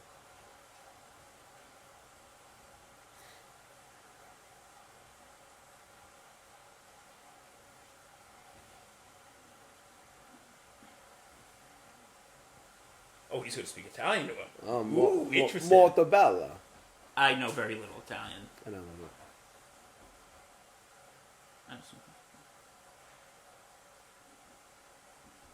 So unfortunately, the subtitles are not on for this part. So just imagine what they're saying. They're probably talking about like, hey, how you doing? Hey, like that. Yeah, why could they subtitle this part? I wish they could have. Yeah, bad Coppola, bad! No, bad Amazon. Well, no, there were other scenes that they subtitled. Oh, that's right. They were speaking to. Yeah, I blame Coppola. Damn it, Coppola. There's another movie I could blame Coppola for. Godfather 3? Well, yeah, but other things. This movie makes one have Italian food. You've said that. Already, I know. Oh, another hour and a half, bud. This movie is kind of long, I won't lie. Yay.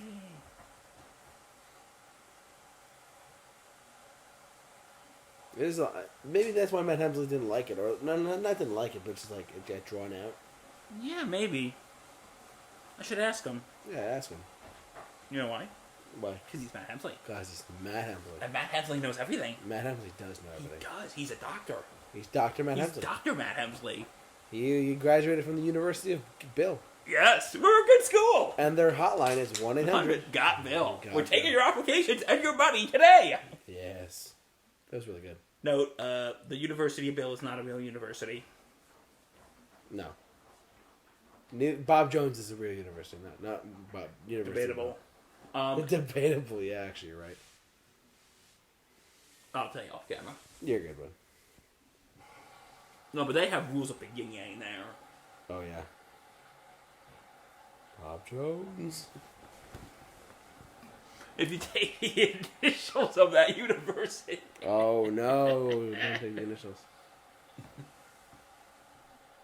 He frisked him. He's clean. Oh, my God. Hey, if he frisked him, he must be doing well. Oh, yeah.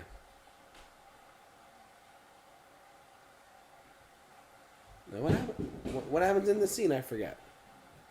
I'm going to let the scene speak for itself. Actually, that's a good idea. Let's provide commentary for our friends who are watching. Okay, he's reaching into the thing. Yeah. In the bathroom. He's looking for a gun, right? Gun was planted there.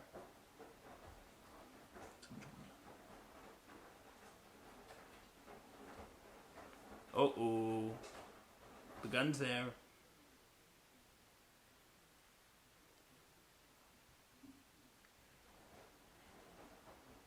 Go get him. Go get him, kid. Go get him, Michael. Oh, God, have you ever noticed that? That before somebody murders someone? They check their hair? Yeah, have you noticed that? Yeah. It's so annoying. I don't know why. Well, I gotta look good when I'm shooting them. Yeah. Gotta look professional. You're gonna kill someone.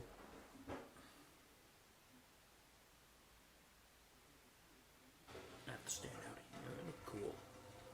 This scene's getting intense. It was speaking Italiano.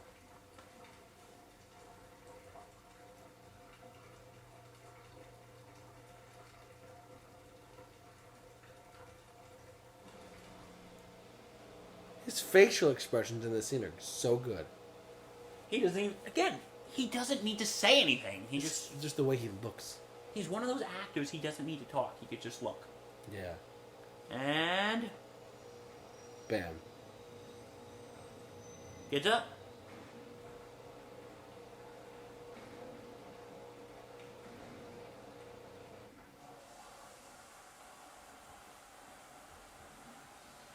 And we're just standing there. And they're like, oh, God. Okay. Okay, Tino, can you clean this up, please? There's some dead bodies here. You know, we shouldn't call the police or anything. Oh, no. Hey, Tino, just clean this up. What do we do with the bodies? I don't know. Just throw them out of the dumpster. Yeah, whatever. Should we call the cops? No. Yeah, so Michael just The blood is on the floor! Just, transformation beginning. Oh, boy. Police hunt cop killer. City cracks down. It's a weird This is a weird random scene here. It is. It's like the spinning papers and whatnot. Like, And you have the piano playing. yeah, the Godfather theme. And Thank you, subtitles, for telling us that piano music is playing. thank you, subtitles. Oh, that guy's doing a good job. Look at that. Mobster Barzini question underworld feud.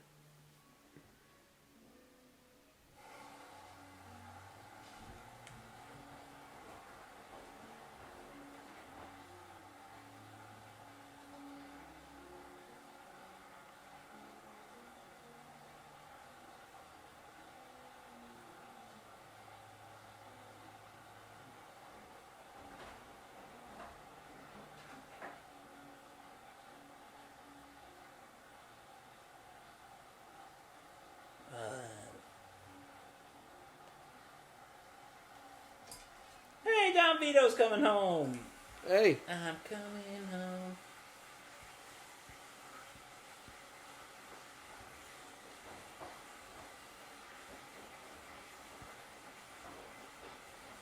God bless. I'm still sick, everyone. Sorry. As you can see, the social distance in this couch. Yes. Again, not COVID. Could be allergies. Everyone's having it now. Probably is.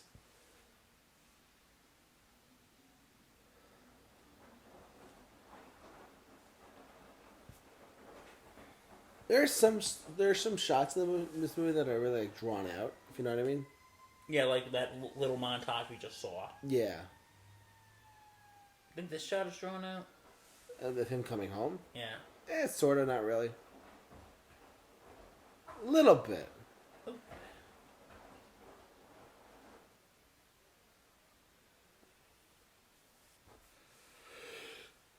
These are the old days when doctors and hospitals did house calls. Yeah, house calls. You can reach them at 1-800. Got Bill. That's right. That number does a lot of things, doesn't it? They do. University of Bill, they do a lot of work over there. We're not a real university. I have to do that because I don't want to get investigated by the FBI again. Now this scene is where the Godfather, what's his face, Marlon Brando, Vito Corleone, is finally back home. He's finally home now. He's home. Home sweet home. Welcome back. Welcome back. Good to be back. We have to talk about Bruno.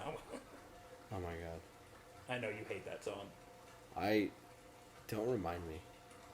Stupid Encanto. I like the movie, but I'm like, you know what? The song is overplayed. Look at the meatball parmesan and the shrimp. You know, like all these actors and actresses, I know I've said this like 100 times. I said it about Al Pacino. I said this about Bobby Duvall. Yeah. It's how young they all look. They're really young. I mean, this is one of their first roles in acting in Hollywood. Hey, what's up? How you doing, buddy? They give you the good shit yet? Who doesn't like the good shit? Of course. The good shit's good.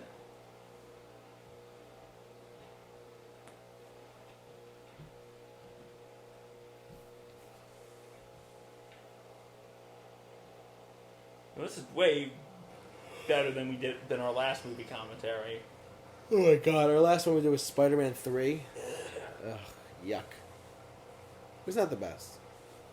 I was banging my head on that wall over there. We call it Peter Parker 3. Sending Fredo to Vegas.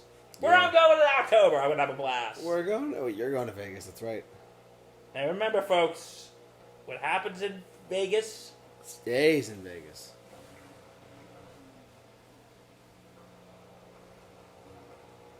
What about Michael?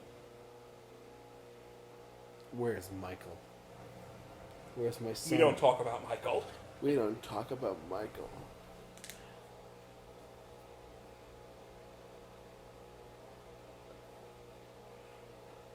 Michael killed Salaza.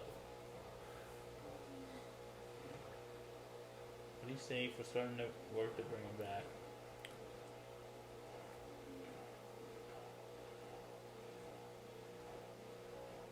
He's probably thinking, damn it, I didn't want him to get involved in this. Exactly. Why is my son in a part of this? What's going on? Yugoslavia. Like, once you think about it, Michael is... You think that Sonny is sort of the favorite, but once you think about it, Michael's kind of the golden child, once you think about it. Kind of is.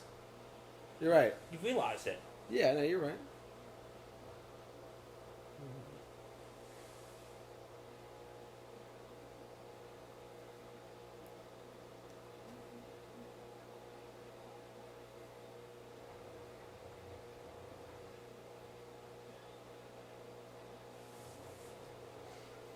And this scene, they're just the two brothers are screaming at each other like crazy.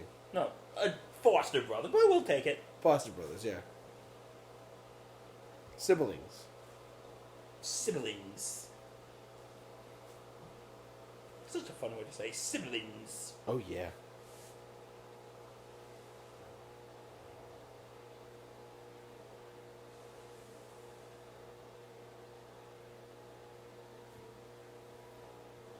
That's their Sunday dinner. Don't worry, we'll get back to the action very soon. Oh, yeah. First they're eating, then they're going to get back to the action. They gotta take a break. Oh, yeah. Breaks are fun. Breaks are fun, man. But we ain't taking one, because we're dedicated to you, folks. We are dedicated to our viewers.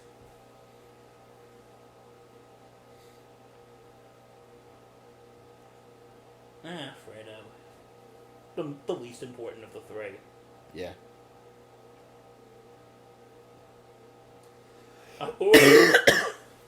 He's probably thinking, okay. Now Now back to our regularly scheduled program. they're back in Italy, right?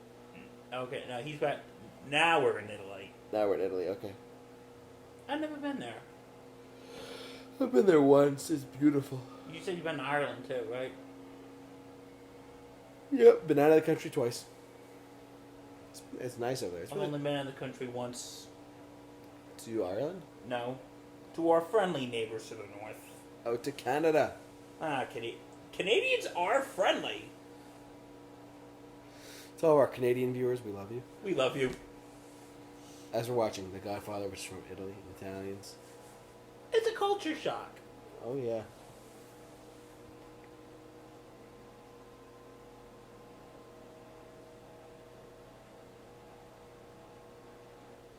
Uh-oh, they know he's here. Uh-oh.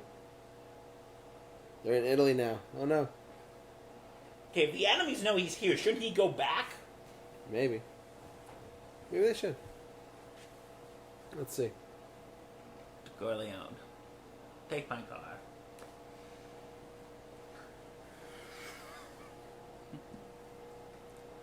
You know what? Like, this was one of the things that Matt Hemsley said does not make sense. He goes, why did Michael have to go to Sicily? And I'm like... Right. I could see that.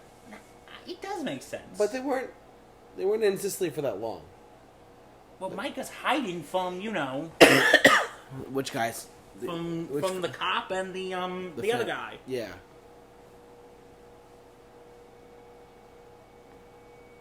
They have some really good shots of Italy, though. Yes, very good shots. God bless. It's beautiful over there, trust me. I was like 7 when I went over there. Or 8, 9, I forget. Well, they're from the Vendettas.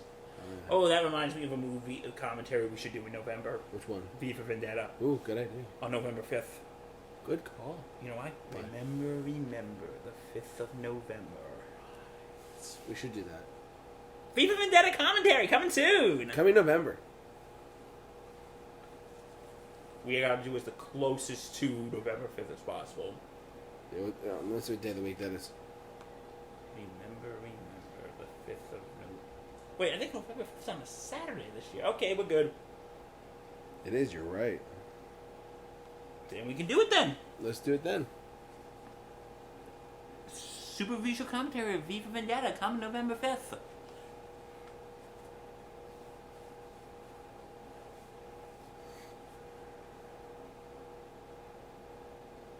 What a beauty.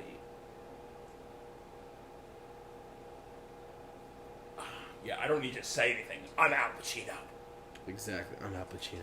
I don't need to say a damn thing. Just look at my facial expressions. Again, he does not need to say anything. Yeah. Women are more dangerous than shotguns. Yes. That joke would not age. Oh, if they showed this movie today, No. they go nuts. They would go nuts.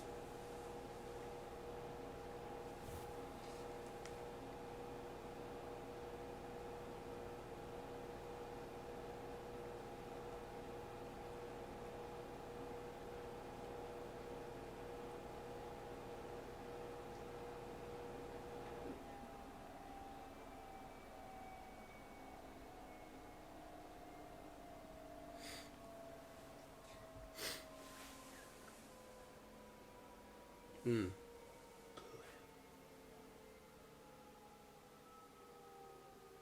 I was gonna try and propose to that girl, right? Because that's his father, and we find out in the most awkward way. Yeah.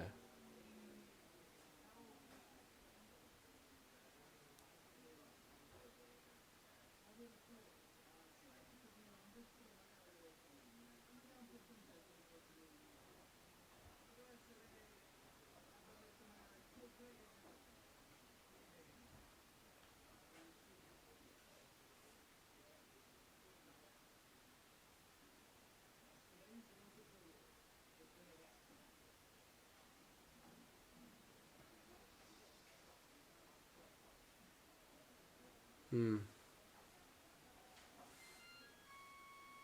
I wonder. Oh, we gotta go. Oh no, we gotta go. It's his daughter. Tell him to come here.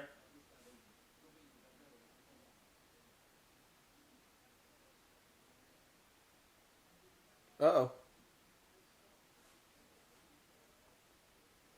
Guys, you have guns. Just get him. Yeah, we didn't see. We don't know. We saw a bird. We're gonna shoot it, and we actually shot him. Think they buy that? No. Fabrizio, translate. Okay, Fabrizio's translate.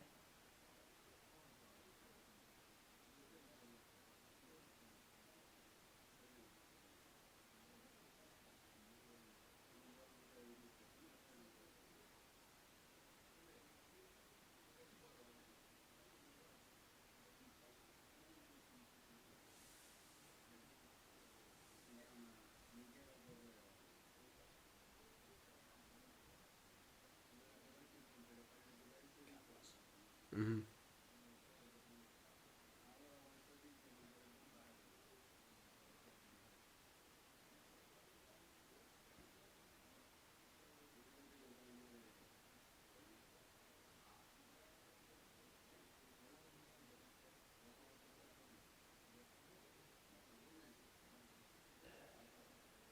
Long speech. Yeah, long speech. A lot of it Italian to English translating.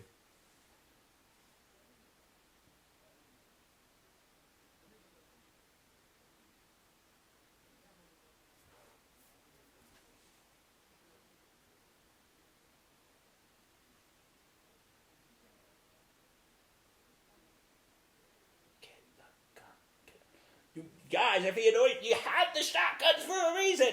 Yep. Now he's about to meet his wife, or his future wife.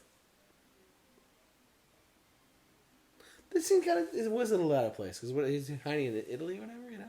I think it was. It is slightly out of. I mean, it's still a phenomenal film. Is this scene out of place? Is this part of the story out of place though? Yeah, but you know what? Oh crap! I'm kind of seeing where Matt Hemsley's coming from. Yeah, I think this one part.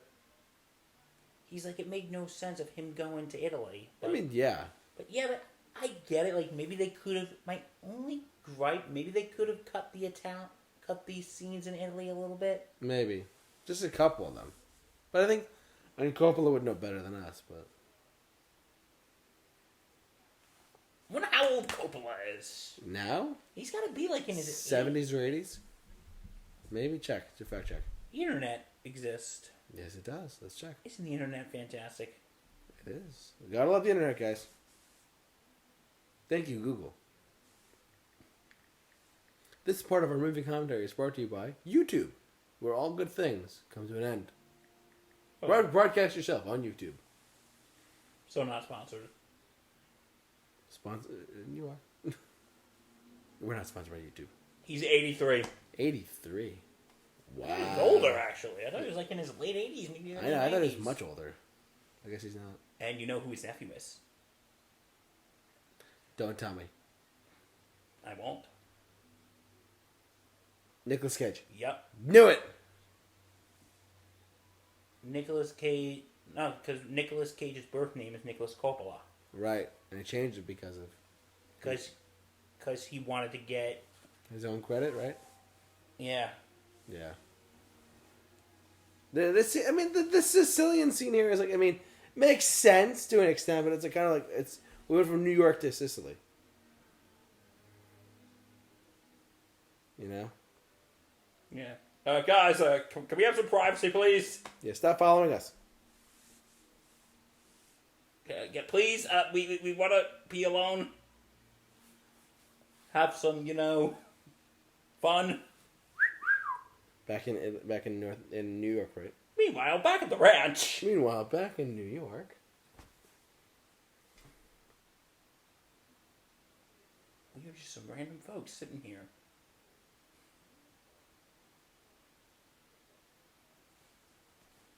Random guys sitting on a bench.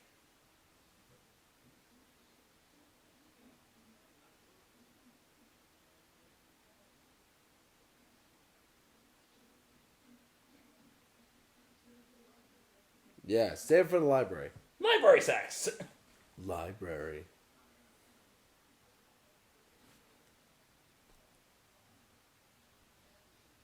Uh-oh. What's up? You'll see. I forgot this part, yeah. Oh, this was brutal.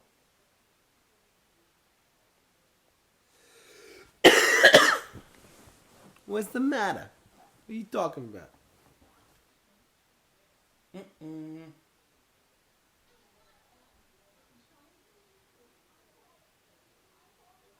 Who beat her up? Her husband. Get him. We had that nice wedding and this happens. Terrible. Yeah. I shouldn't be making jokes about that, but yikes. Is Talia Shire dead? No, she's still alive. Right, I wasn't sure. I gotta look up a lot. And like in Rocky, they killed her off, but Yeah, because I just think she didn't want to come back. yeah, it's like, all right, kill her off.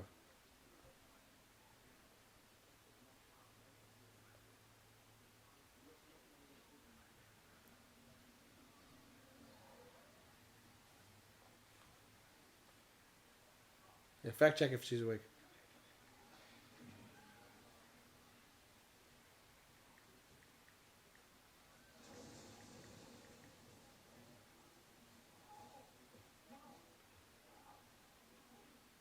You can tell he's not actually hitting him, though. What was that? You can kind of tell he's not actually hitting him, but the kick is real, though. The kick looks real. But the punch didn't look that real. Talia Shire's still alive. Gotcha. She's 75. Ooh, okay, you have to do that. You gotta bite him? Oh, brutal. Hey, you really? Oh. That's brutal. Oh, with the trash can, too? Oh, I forgot how brutal it was sometimes. Ooh. Well, the guy... I don't condone violence, but the guy kind of deserves it. If for abusing her, yeah. Yeah, absolutely. You jerk.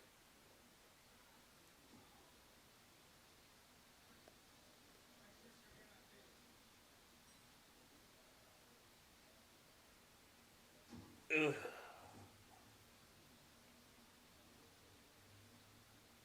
That's brutal. That is brutal. And all the people just standing there. What just happened? Like, what happened? What's going on? Oh, Michael's married. Congratulations. We wish you Congrats. well. And they spoke in Latin. Yeah, they're not fooling around.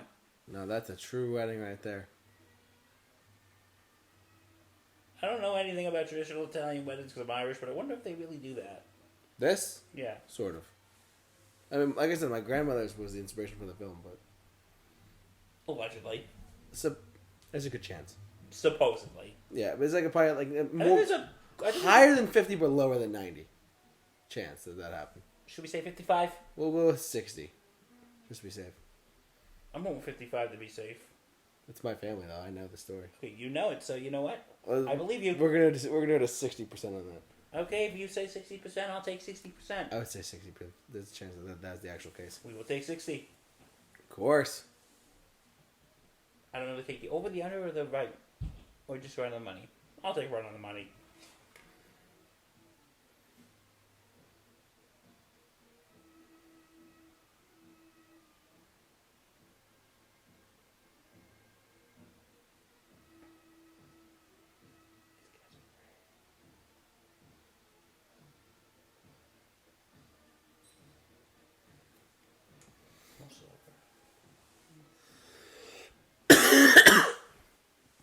This movie's really going fast. Yeah, it pick, the second and third act pick up.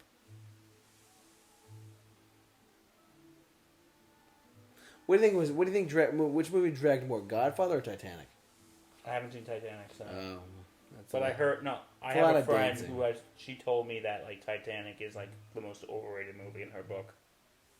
I mean, I tend to agree, but She says she thinks it's long and boring. it's just a lot of dancing. What are you anti-dancing? No.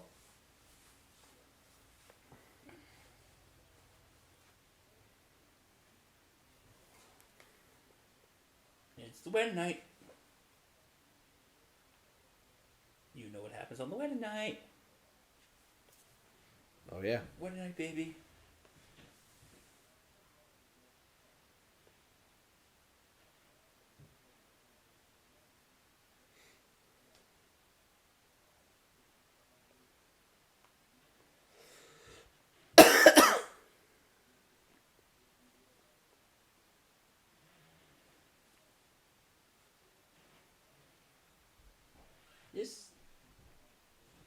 This commentary is brought to you by something. Yeah. Ooh. All right. Ooh. Shield your eyes, kids. If you're up to this part, shield your eyes. There is some nudity.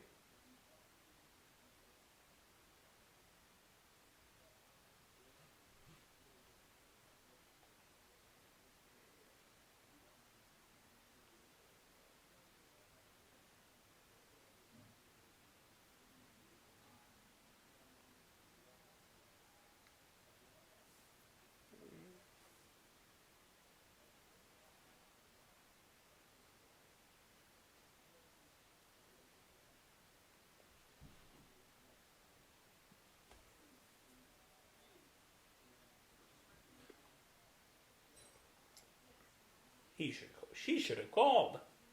She should have called 1-800. Got Bill. Yes. And I want to reach Michaels. Nobody knows where he is.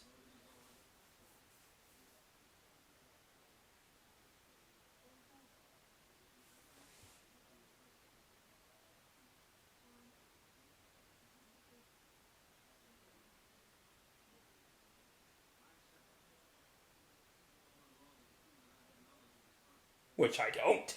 Exactly. Hey, he's a lawyer. Don't mess with him. Yeah, don't mess with him. He's a lawyer. He knows his shit. He does.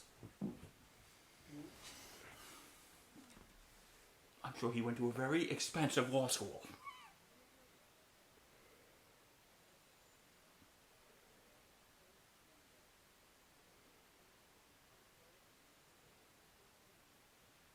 Okay.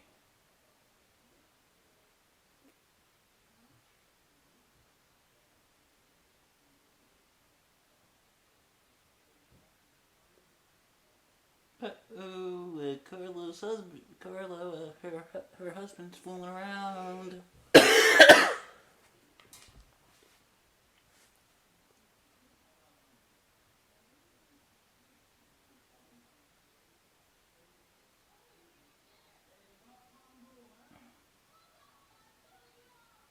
And that means F you. I know what that means. That's one of my favorite Italian words.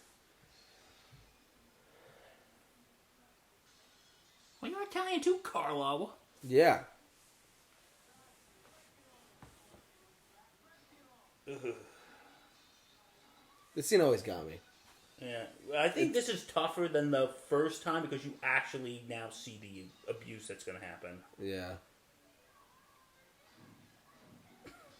Yeah, why don't you bring the girl you cheated on him for dinner? I'm sure it's a lovely feast. Oh, totally.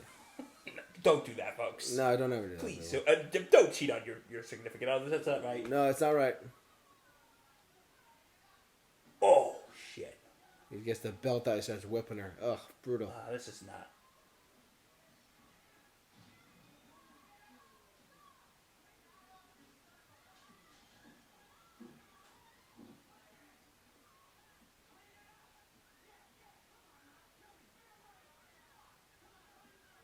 Okay, you know her brother is like a freaking sociopath and will kill you if you hit him. Exactly. Hit her, am I right? Oh, yeah. This guy's a dumbass. Goodbye. Oh. Oh, God.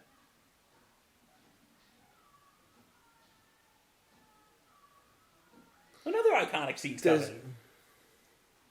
I'm sorry, what were you saying? Does he kill her? No, she just beats her up. He just beats her up. That's awful.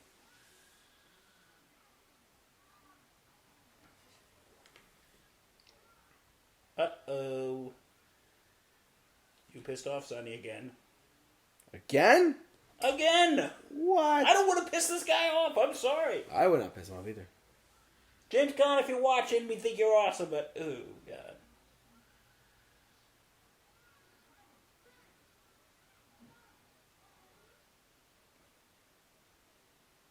It kills him, right? Well, watch. One of the most iconic scenes in this movie. I forget.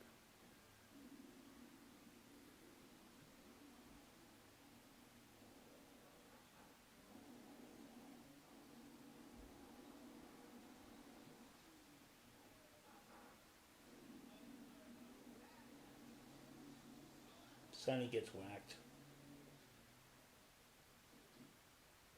Oh, I remember the scene now, yep.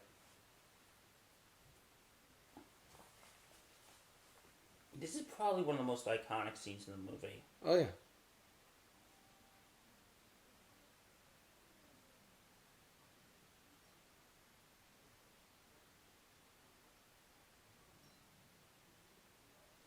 They actually parodied this scene on The Simpsons because James Caan actually was a special guest voice actor.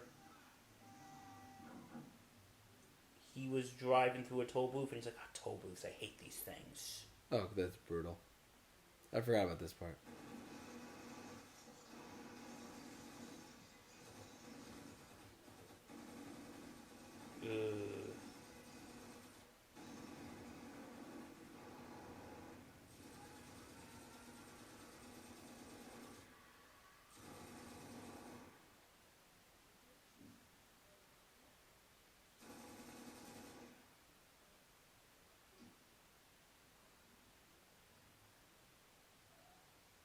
Nobody else saw anything. No, of course.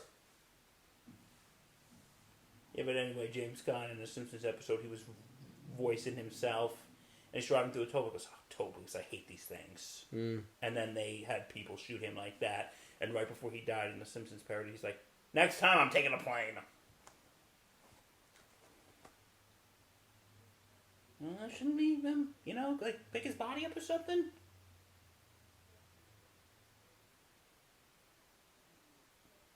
He was on his way over to go kill his brother-in-law. Yeah.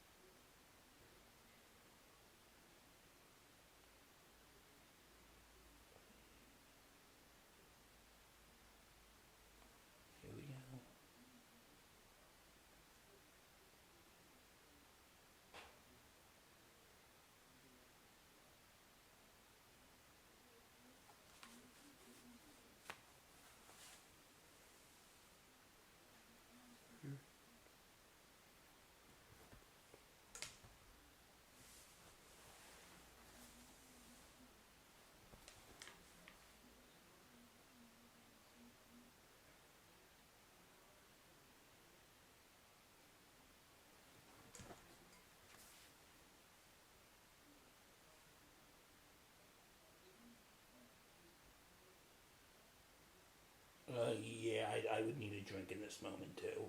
Oh yeah.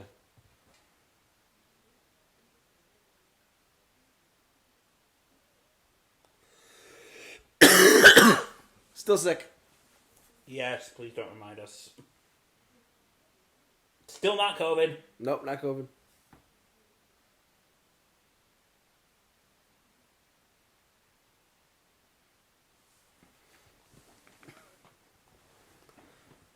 That's another 55 minutes. I have nowhere to go. I have nowhere to go. I'm just like, oh my god. It's starting to drag a little bit for me, truthfully. I understand that. You know, just a little bit.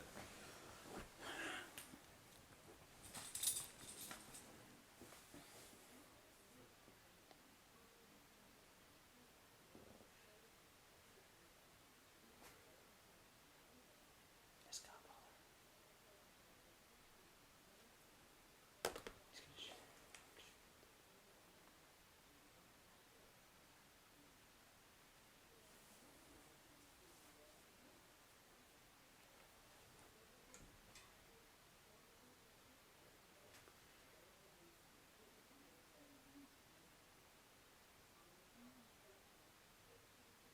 His favor.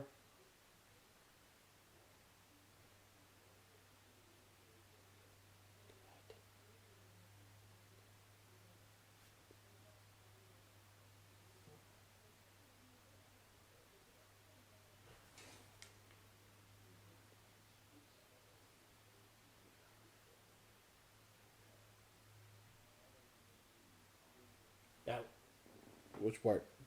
that was the guy from the beginning who was talking to him. Oh, I see. Now he owes him a favor.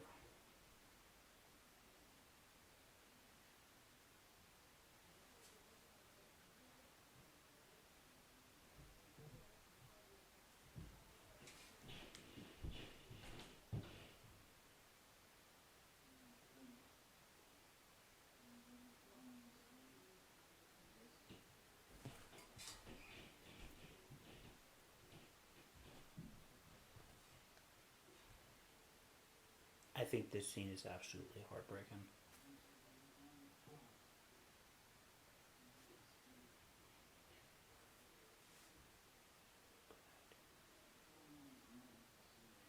Good. Don't let us know seeing this way.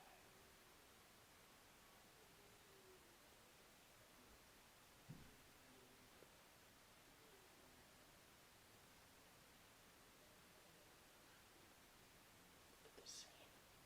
It's terrifying. They just start breaking. He starts breaking down. Yeah, he's crying a lot. Shows his true emotion.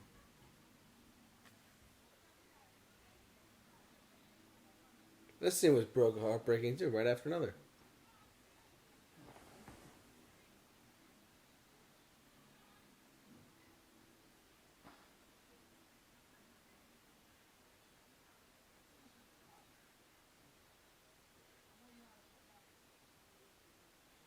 Oh, and people taught me how to drive.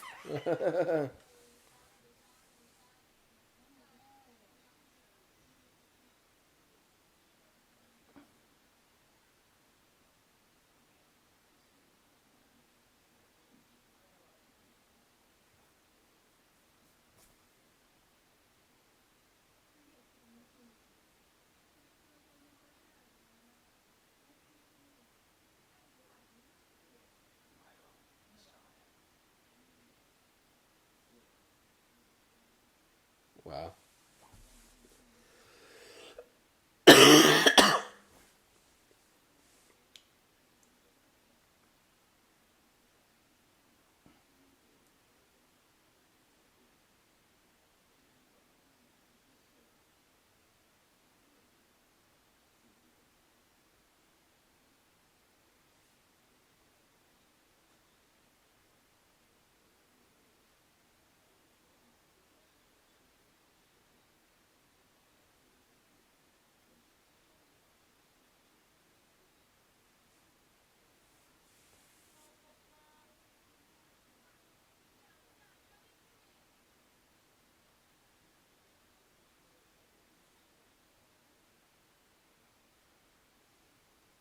Really, Al Pacino's facial expressions just do the whole movie.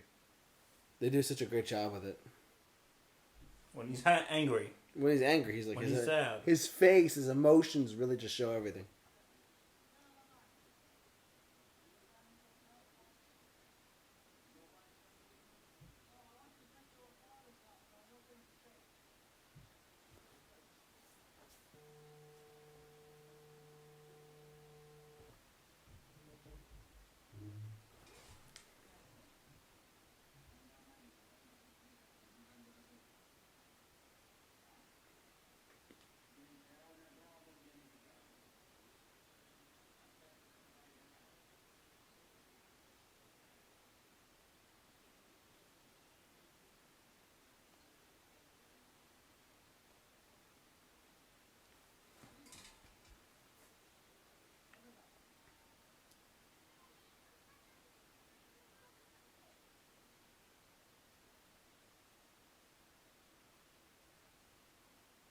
Oh, Fabrizio, that son of a... Oh, He had something to do with that. yep.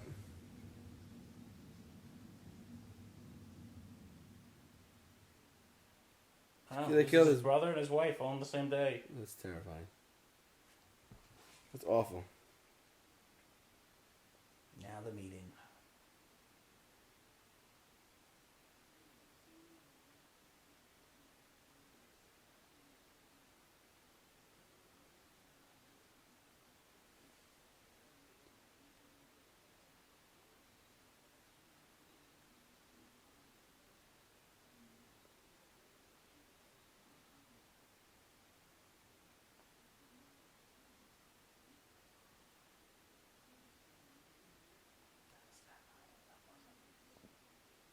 What's that?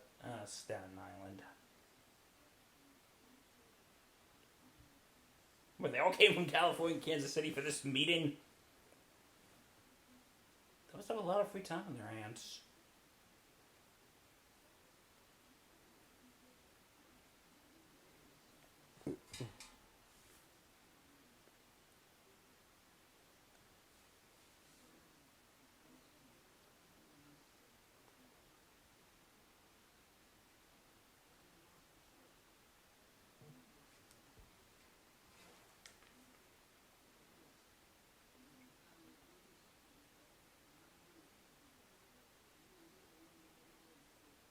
Well, we only killed people subtly. Just subtly. Nothing crazy, guys. Well, how would they were before? That's what I want to know. Oh, yeah.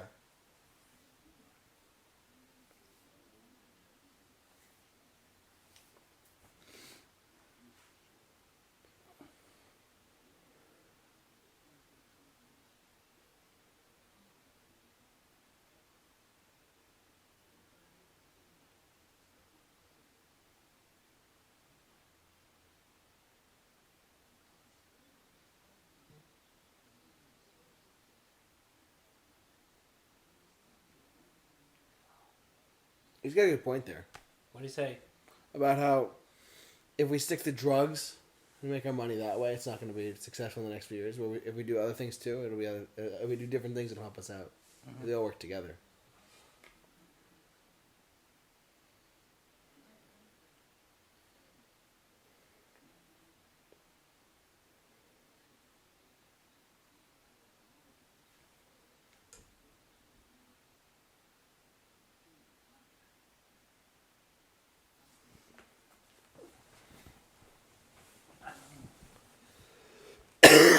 He's got a good point there. What, a refusal is an act of a friend? Oh no, but besides that, he's got like...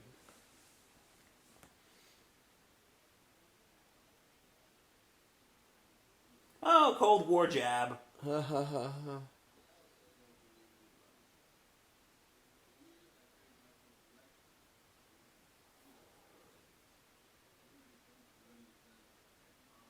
Cocaine. It's the 80s. Yes, that's the 80s.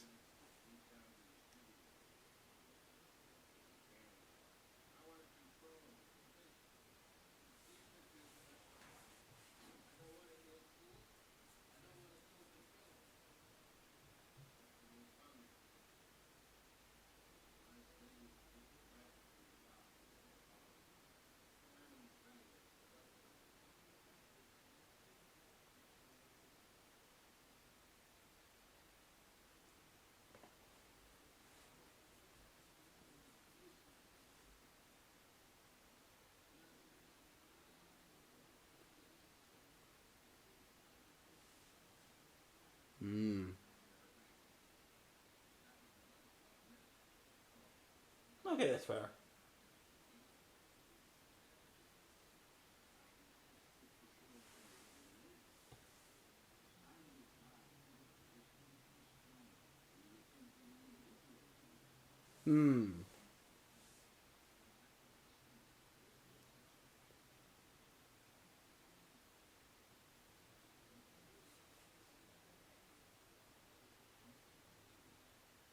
Good point.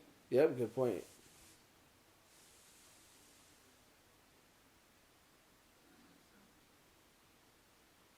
Come on, we gotta put this up because I only have 2 sons left. One of them is God knows where, and the other one's a dumbass. Exactly.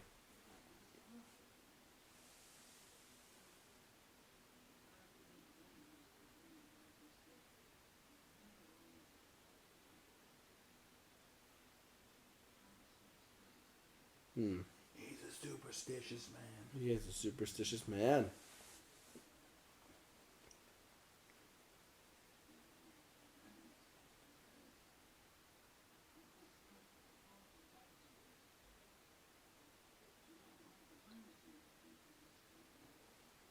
You know, it took me a couple viewings to really like this movie.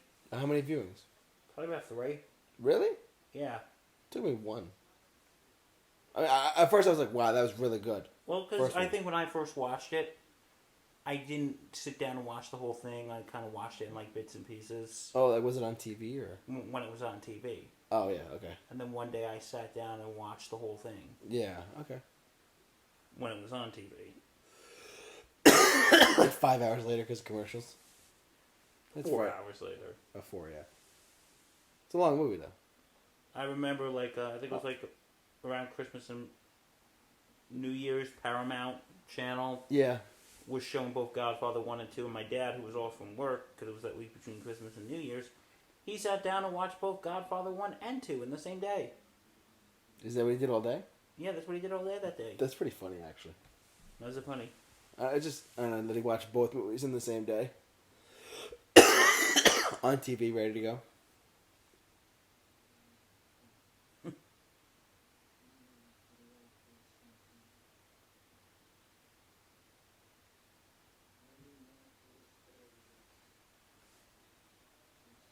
It was Barzini all along. It was. Barcy. Excuse me, everyone. It's getting late over here. So it looks like Kay is a school teacher, I guess? I guess so.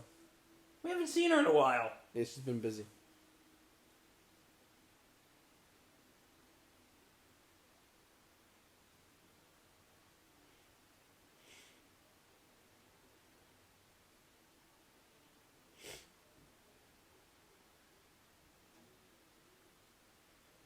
Who's this random man who's showing up to talk to our teacher? Oh, yeah. Oh, you wait a year. Well done. Wow, bud. Michael, you're an idiot. Give it a week. Give it a week.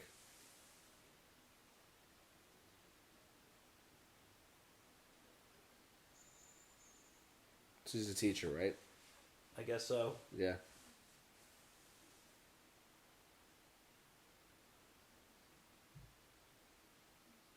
And my brother's dead. May he rest in peace. That's true. He never wanted to.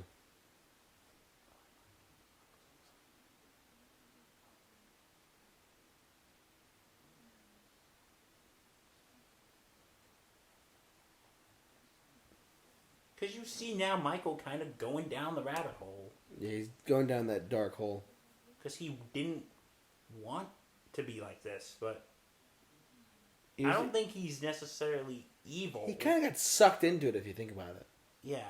By accident. He didn't want to, but by As accident. of now, I don't think he's necessarily evil, No. but it's at this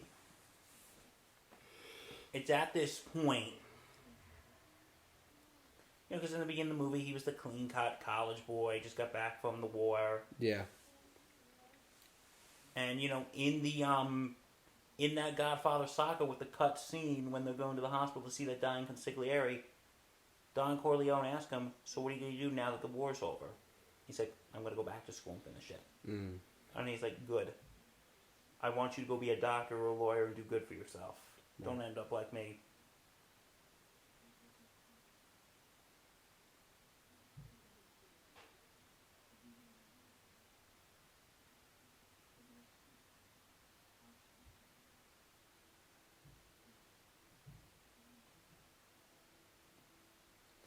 Insert Lady Antebellum joke here, and we're done.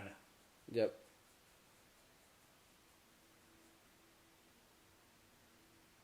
Oh, sorry, Lady A.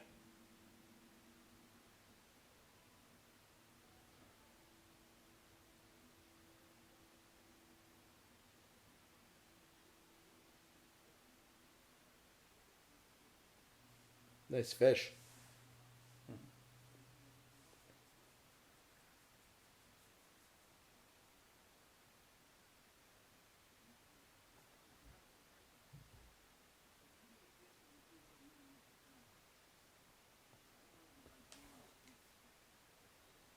So what do you mean Michael was sort of sucked into it? Can you elaborate?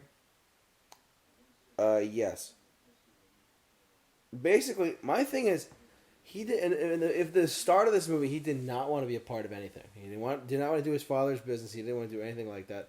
Sure enough, because of certain events that happened to him, he's like, you know what, I'm just gonna go into it. I'm gonna do it. I'm gonna be a part of the Corleone family. Yeah. You know.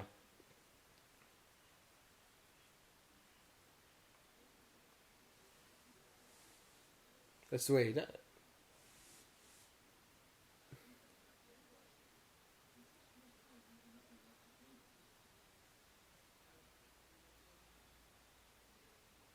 You know, it's sort of like the transition of Marlon Brando and Don Corleone. In the beginning, he's like this, like he's older, but he's not, you know. Yeah. He's strong, but now he's like weak. Is Don Corleone. Don Corleone. He looks Yeah. like he's gonna This is gonna fall over. any second. Yeah, that was the asshole who killed your brother, buddy. Yeah. Just thought you'd want to know.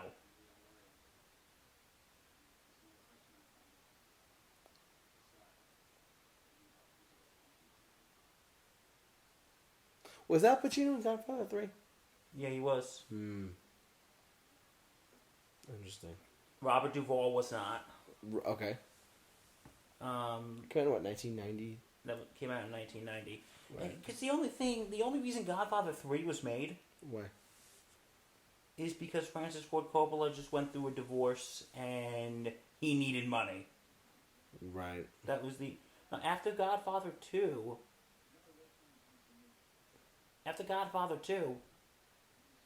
he was like, "I'm done. I'm not making another one. I'm done. I got my Oscars. I'm going home." The moment he gets a divorce, It changed. everything changed. I need money. Oh, let's make another Godfather film. Let's bring back Al Pacino and go from there. It'd be like, it was like, I'm sure it was like this. "Hey, Al, I'm making another Godfather." Yeah, I know. I said, "Wasn't you in?"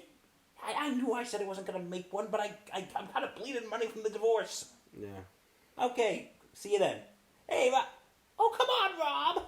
Oh, screw you two.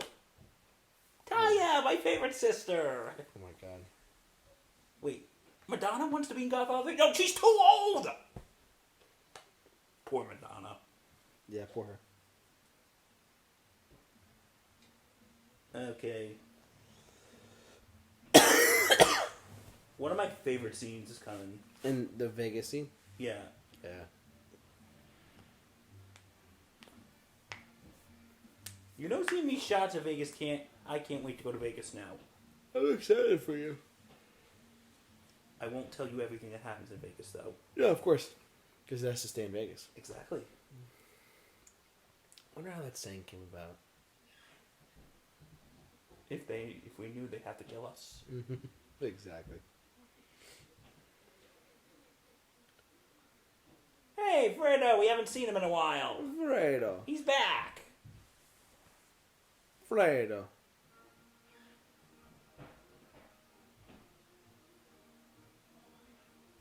They're playing for He's a Jolly Good Fellow. Fun, interesting fact. You know, in movies, for years they actually played, for birthday scenes, they played for He's a Jolly Good Fellow instead of Happy Birthday. Really? Because Happy Birthday is copyrighted. And do you know, I think it costs like $10,000 to have Happy Birthday in a movie. Really? I don't think that's how it's like anymore, because Happy Birthday is now in the public domain. But they played for He's a Jolly Good Fellow because for He's a Jolly Good Fellow is in the public domain, so they wouldn't have to pay anything. That's interesting. This has been Random Facts with Bill. Random Facts with Bill. Ow! Every time. I'm working on that compilation, by the way. I'm gonna make a Random Facts with Bill compilation. I'll put it to This the has chat. been Random Facts with Bill. Yes, sir.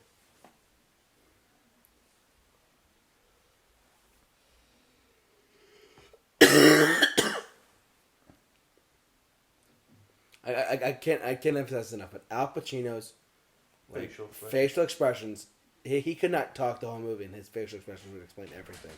He's just that good. He's that What good. do you guys said a word? Oscar. He's won an Oscar. He's won an Oscar. I think Bobby Duvall actually beat him out for the Oscar for this. Hold on, I gotta look this up again. Fact check with Bill. Here we go. Hey, Johnny Fontaine's back. Oh yeah.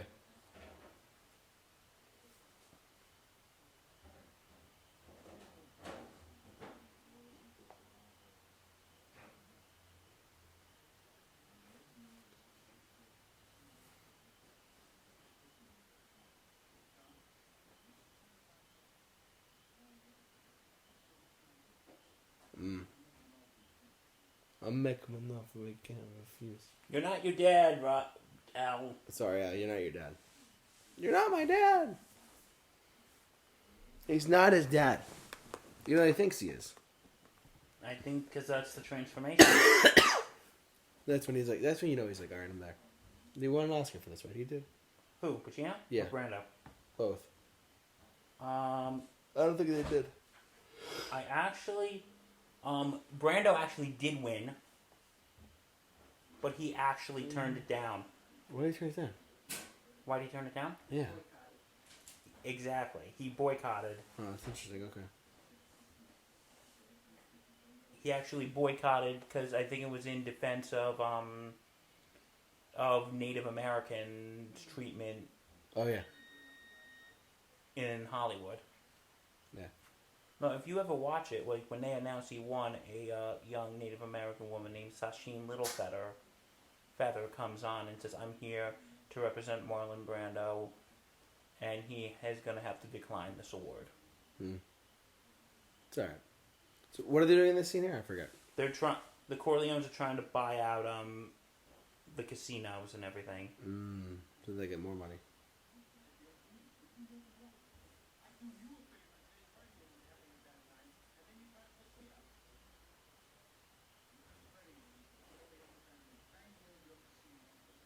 I love this part. Let's talk business. Yeah, Talk well- business, Mike.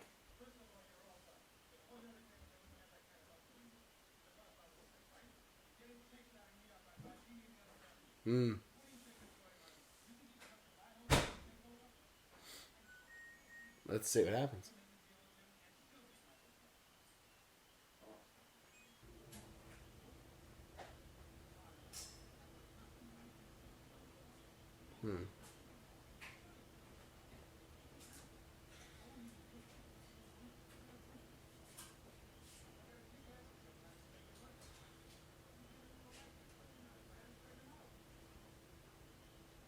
Started smoking too. You see that? Yep.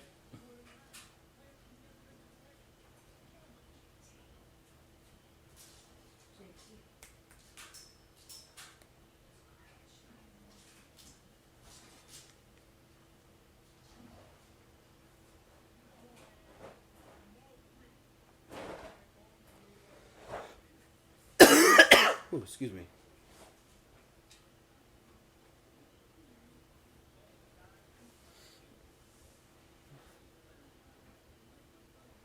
Business now. Oh. Now Michael's in charge. There you go. Don't talk to a man like... I love this. One of his favorite parts. Fredo. Fredo. You're my brother and I love you. But don't ever take sides.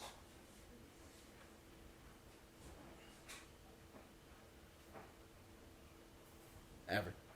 Oh, you tell him. That's such a cool car.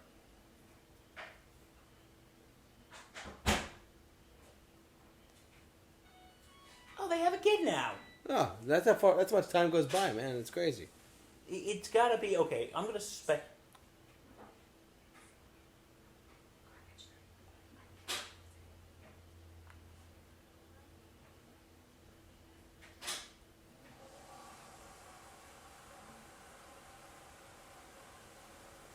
So yeah.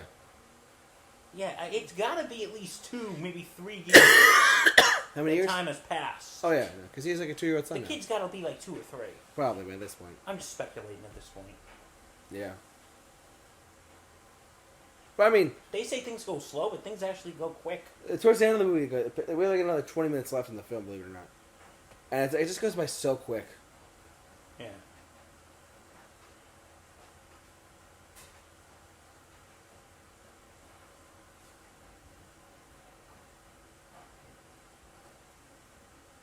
He's drinking more. You're drinking more wine. Who doesn't like wine? I don't. Yeah, me neither. I'm a beer guy. I know you're a beer guy. You're such a beer guy, you know that? I like some other forms of alcohol too. Of course. Jameson? It's okay. Okay. I like vodka. Oh, you're a vodka guy. Okay. I like vodka. Yeah. Oh,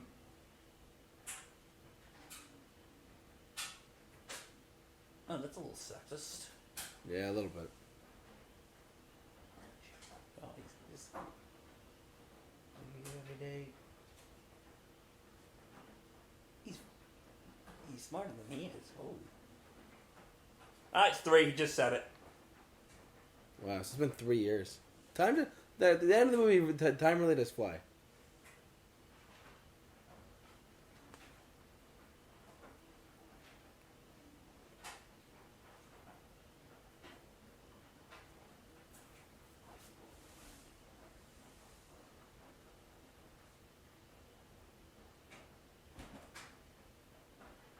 Hey, Ma, what do you think? You look like a gangster. You can see how he's getting old. The Don Corleone is getting old. Like really old. It's crazy, bud.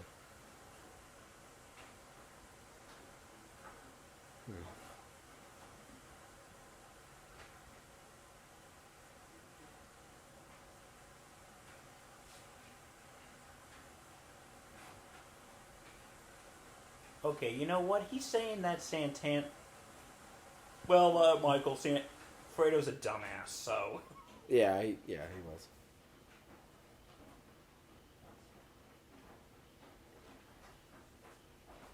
This is actually a very nice scene. Father and sons. Because, you know, it really shows that Don Corleone really had all the expectations on Michael, though he wasn't... You know, like I said earlier, in the beginning of the film, you think, okay, Sonny's the favorite. But once you think, after hearing this scene, yeah, you can tell Michael's kind of the golden child. That, you know, that scene I told you that was cut when they said, well, now that the war's over, what are you going to do? He goes, finish school. I'm good. I want you to go be a doctor or a lawyer. I don't want you to get involved in this. Yeah. And you can see that he really had the most expectations on Michael because he didn't want him to be involved in this life. Right. It's a rough life. For them, but... It's almost over. Almost there. And now...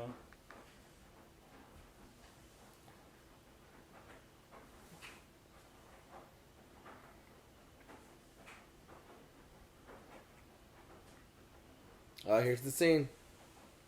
He's in the garden. You know, and silent movie, once you think about it, he kind of has a pretty peaceful death. Yeah. It really does. He kind of does. It is more peaceful than you'd think. Yeah, and because you know what? It's like when you compare, like, because we are getting to the part where Michael... It's like, here's the scene here. It's like comparing Don Vito and Michael. Mm-hmm. Don Vito doesn't really lose any of his humanity. No. Michael does. Actually, that is true. Because when you look at it this way, and yeah, I'm sorry, I got to spoil Godfather 3 for you again. You're good, don't worry. At the end of Godfather 3, when Michael dies, and compared to when Vito dies, yeah, Vito dies, but he dies playing with his grandson. Yeah. Which is not a bad way to go. It's like, at least you died. You mean Don Corleone? Don Vito Corleone. Oh, sorry, yeah. Don Corleone dies playing with his grandson, which is... Orange! The fruit of death! The fruit of death! The fruit of death! For those of you who've been paying attention for this long. Oh, well, that kid could really cry on cue. Give that kid an Oscar. I'm going to give that kid an Oscar. Best child actor is... Aww. I think that's actually Francis Ford Coppola's son. Wow. I think so. Is it Nicolas Cage? No, that's his nephew. I'm kidding. Because when you think about it this way, yeah, Don Corleone dies playing with his grandson, which kind of gives him peace. One in the end of Godfather 3, Michael dies alone. Oh, that's sad. Michael dies alone. Yeah.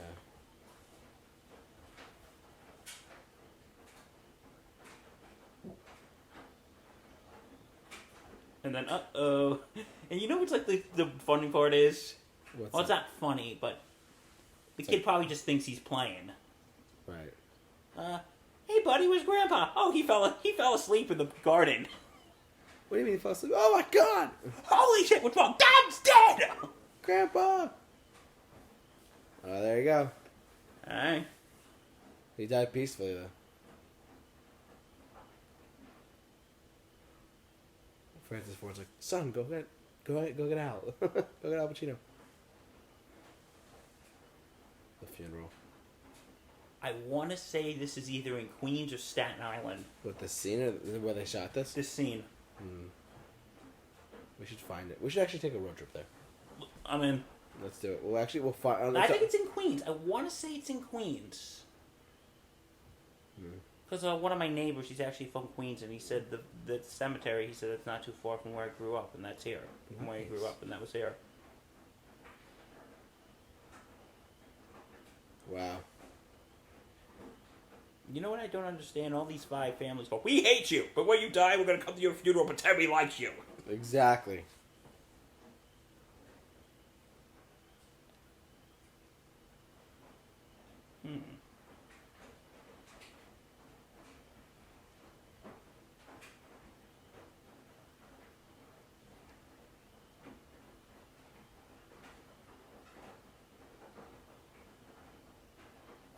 One rose at a time.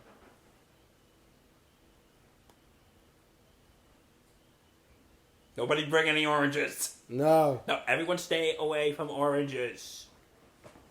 Someone is going to die if we have an orange.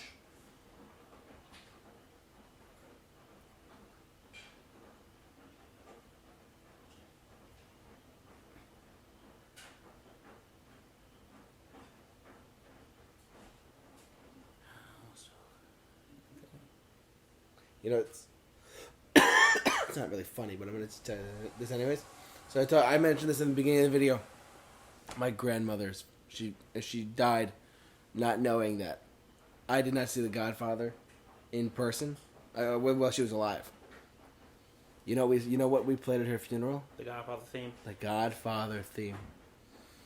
We actually Maybe that was a sign from God that you should see The Godfather. Maybe it was. Maybe it was a sign. But that's pretty funny.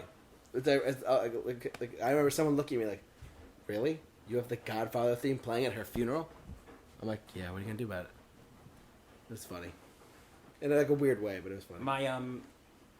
When my cousin passed away 2 years ago, yeah, they were actually playing that at his wake, and you know what's the irony part? What? He was my godfather. That's ironic. So ironic. That's funny.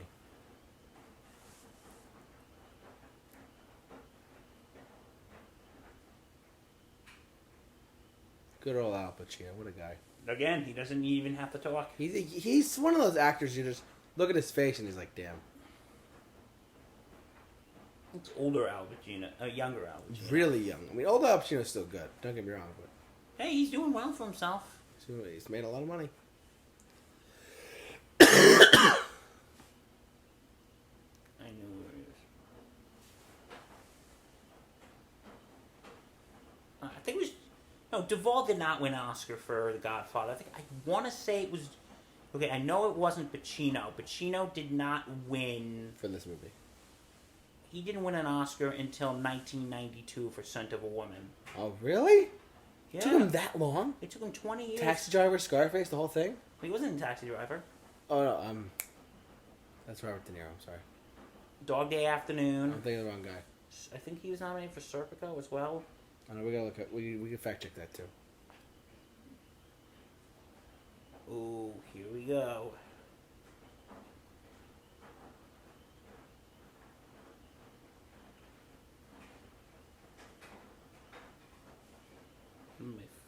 One of my favorite scenes in movie history. Yes, this right here. this is one of the best scenes in cinematic history. Like from the dawn of film till now, this is one of the best. With this scene here of the christening of the baby or the baptism. The baptism, christening, same thing. Yeah, the baptism of the baby, and what goes on in this scene is ludicrously crazy. So if those of you who are watching the movie, you know what I'm talking about. You've seen it, you know what I'm talking about. You know where this was actually shot? This scene. Where? On the inside. Of where? Of old St. Patrick's Cathedral. Get out, really? Yeah. Before they renovated it. Well, no. It's not the one in Midtown. There's actually a cathedral. It's actually, ironically, it's in Little Italy. Oh, because Irish immigrants were there before Italian ones. Right, so they fought over it, right? And no, Little Italy was basically Little Ireland at one point. That's funny. Because Irish immigrants were there beforehand. That's funny.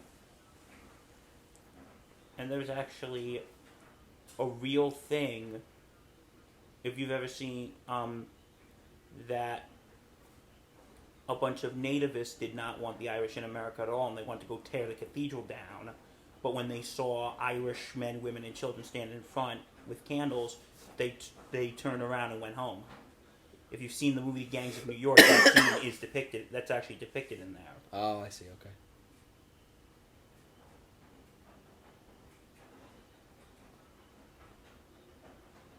They're all getting ready for the baptism. Oh yeah. By blood. Blood. This scene is crazy. It is. It's so twisted at the same time. And you know what? I'm going to sound like a total geek here. I really like the editing, though, with the music and how they just tie You know what? Matt Hemsley talked about this, too, when we talked about this. But the movie starts out kind of slow. Yeah, he's right. And then it does pick up. They notice that the scenes are quicker now. The editing is faster.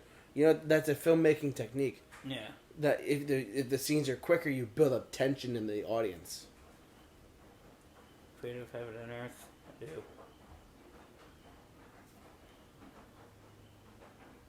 Here we go. The craziness is coming. Here we go. Get ready to die, everyone.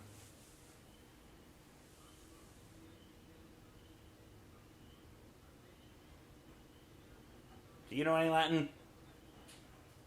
No, I don't. I know very little. I know none. I don't know any Latin. Sorry, guys.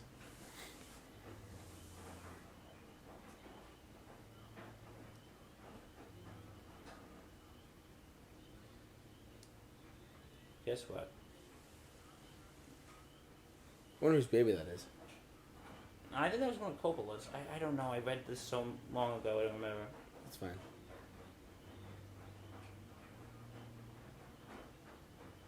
He got his whole family involved. Yeah. Now, who is these people who are going to kill all these people? Are they part of the other families? Yes. Okay. They're trying to assault on the Corleones? Yeah. I gotcha. love how they have like the music and stuff, how it builds up for dramatic effect. Yeah. Who is that? That's Mo Green, the guy from Vegas that they were talking to earlier. Oh, right, with the glasses. Do you renounce Satan? I do renounce him. Oh my God. You know, it's like the big irony. What? Do you renounce Satan and yet he's doing evil things? Oh. Yeah. It's such a twist. The door, the twist. Yeah, literally. Okay, the meeting's been canceled. They're all dead. Yeah. Oh, who is that? I think it was one of the families. Jeez.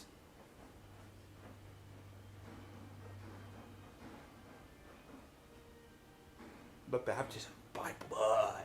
By blood. All the blood.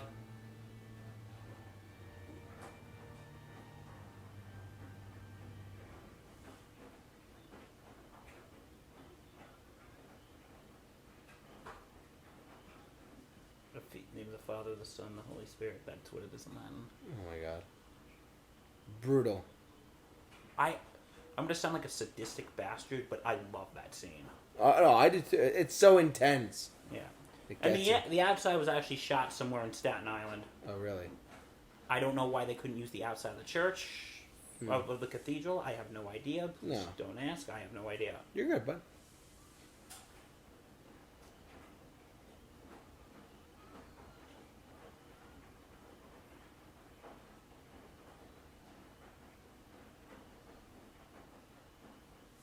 No, he's about to tell him that his family's dead.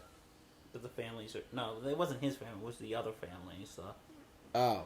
Oh, no, the Corleone family shot the other families. Yes. Now he's the head of all of them. Okay, the meeting's been canceled. Everyone's dead. Meeting canceled.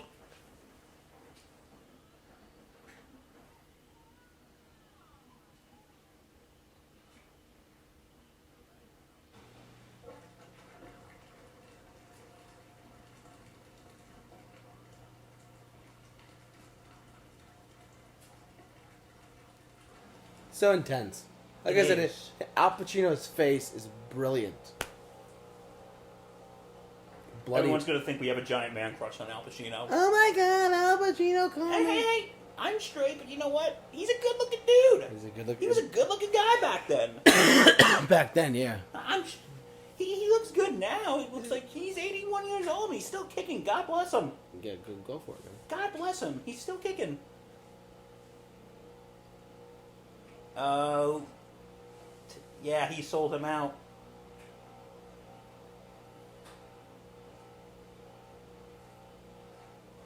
Who's that? That is Sal Tessio. He's one of the associates of the family. Oh. And they sold him out, right? Yeah. Yeah.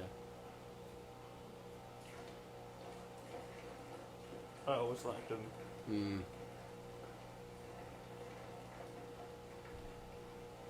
Oh, that's Abe Vigoda. Oh, wow. He made it to like his late 90s and early 2000s. Wow. Late 90s or early hundreds. I don't know how old Abe Vigoda was when he died. I gotta look that up. Mm. And Not also, when Abe Vigoda passed away, in a eulogy that was given by, I don't know if you knew this, Gilbert Gottfried passed away today. I heard about that, yeah. You told me that. And in his eulogy to Abe Vigoda, he said, Abe is so old, he has a copy of the Bible signed by God himself. Oh, my God. Abe was so old. That's funny. So he goes away, and now I have two other guys here. Carlo, behave yourself.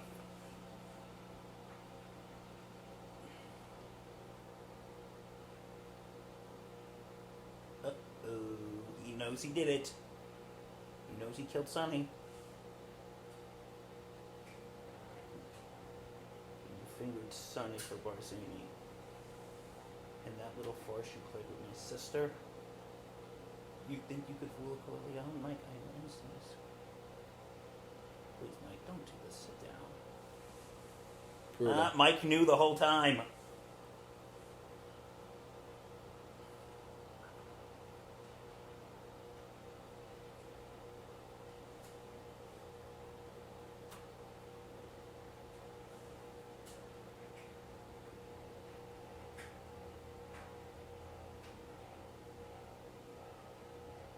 care of all family business.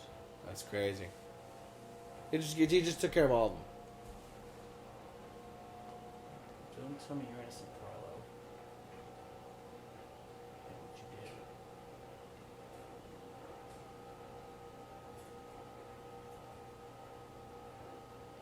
I'm watching this for the second time ever, and I'm scared to death of him. What's gonna happen? No, Al Pacino. About The face! Michael. It's terrifying. Do you think I... Of course I'd make my sister a widow. Godfather to your son, Carlo.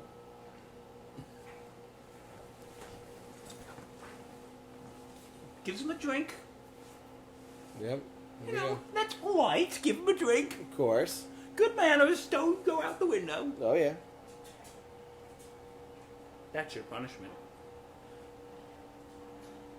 I'm putting you on a plane to Vegas. Oh, he's sending in the Vegas. That's not bad. That's not a punishment. That's fine. I'll take it. I want you to stay there.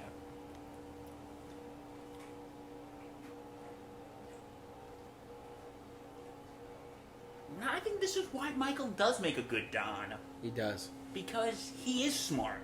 He is. He's very smart. He knows when to be, you know. Because Sonny was just basically, if you looked at him the wrong way, he'd fly off the handle. Yeah. Because while what's his face? Fredo again is a dumbass. Yeah.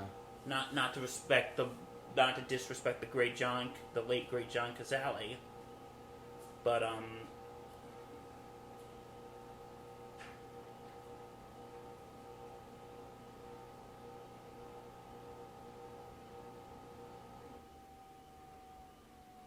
But no, because Mike has the intelligence and he also has the temperament. So I think that's why he is the perfect Godfather once you think about it. I agree. Because, like, again, Sonny would fly off a freaking handle if you looked at him the wrong way. Yeah.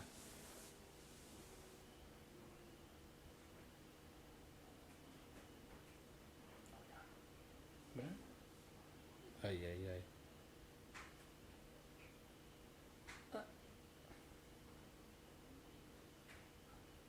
Ooh. Terrifying. You know, of all the brutal deaths, I think this one is the actually most brutal. It just caught him by surprise and choked him. I mean, this one and Luca Brasi's deaths are the most brutal because you actually see them. Well, I would say Luca Brasi is because you do really see his face and really him suffocating to death. Yeah, it's frightening. And, like, yeah, the gunshots are all... Right.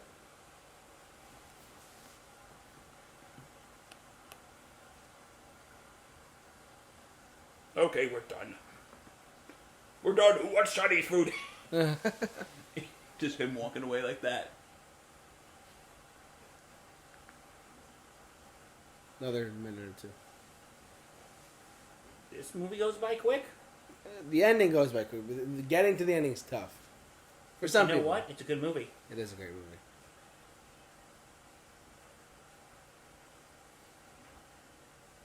Hey, we're busy. We're moving shit out here. Michael! Michael! Where is he? Where is he? Michael! I'm just gonna get him.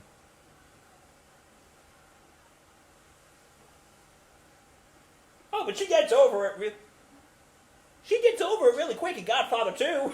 Oh, I'm sure she does. She gets over it. Look, I'm watching her. She has a new partner. Her and Michael are getting along. Goes, well, you got over about Michael killing your husband. You got over that pretty fast.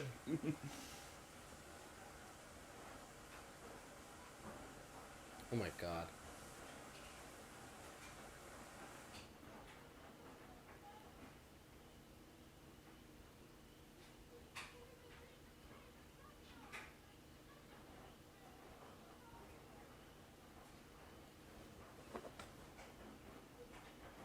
Come on, he's trying to console you. He has a good reason. Yep, he's got a good reason. Your husband was a prick who killed our brother. Wait, why does she need a doctor? Good question. This is a very intense scene.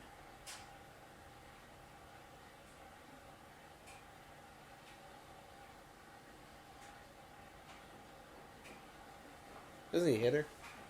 No, I don't think so. I forgot.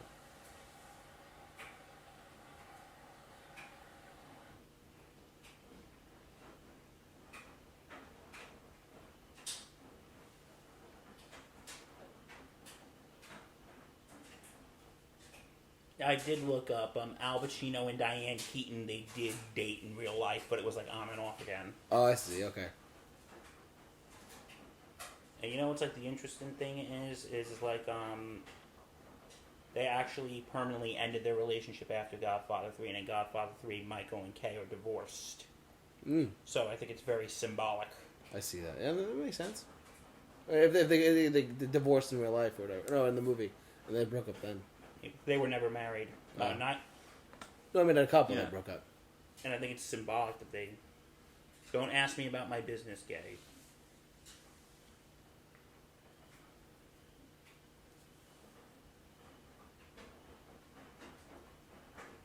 Because did you know, like, in the book, it goes more into this in the book, but Kay was actually supposed to be representation Of what? of WASP, white Anglo-Saxon Protestant. Because in the book her father was a Baptist pastor, Right. and it was supposed to be representation of like either like Italians trying to assimilate into Anglo society, or yeah, hold on one second.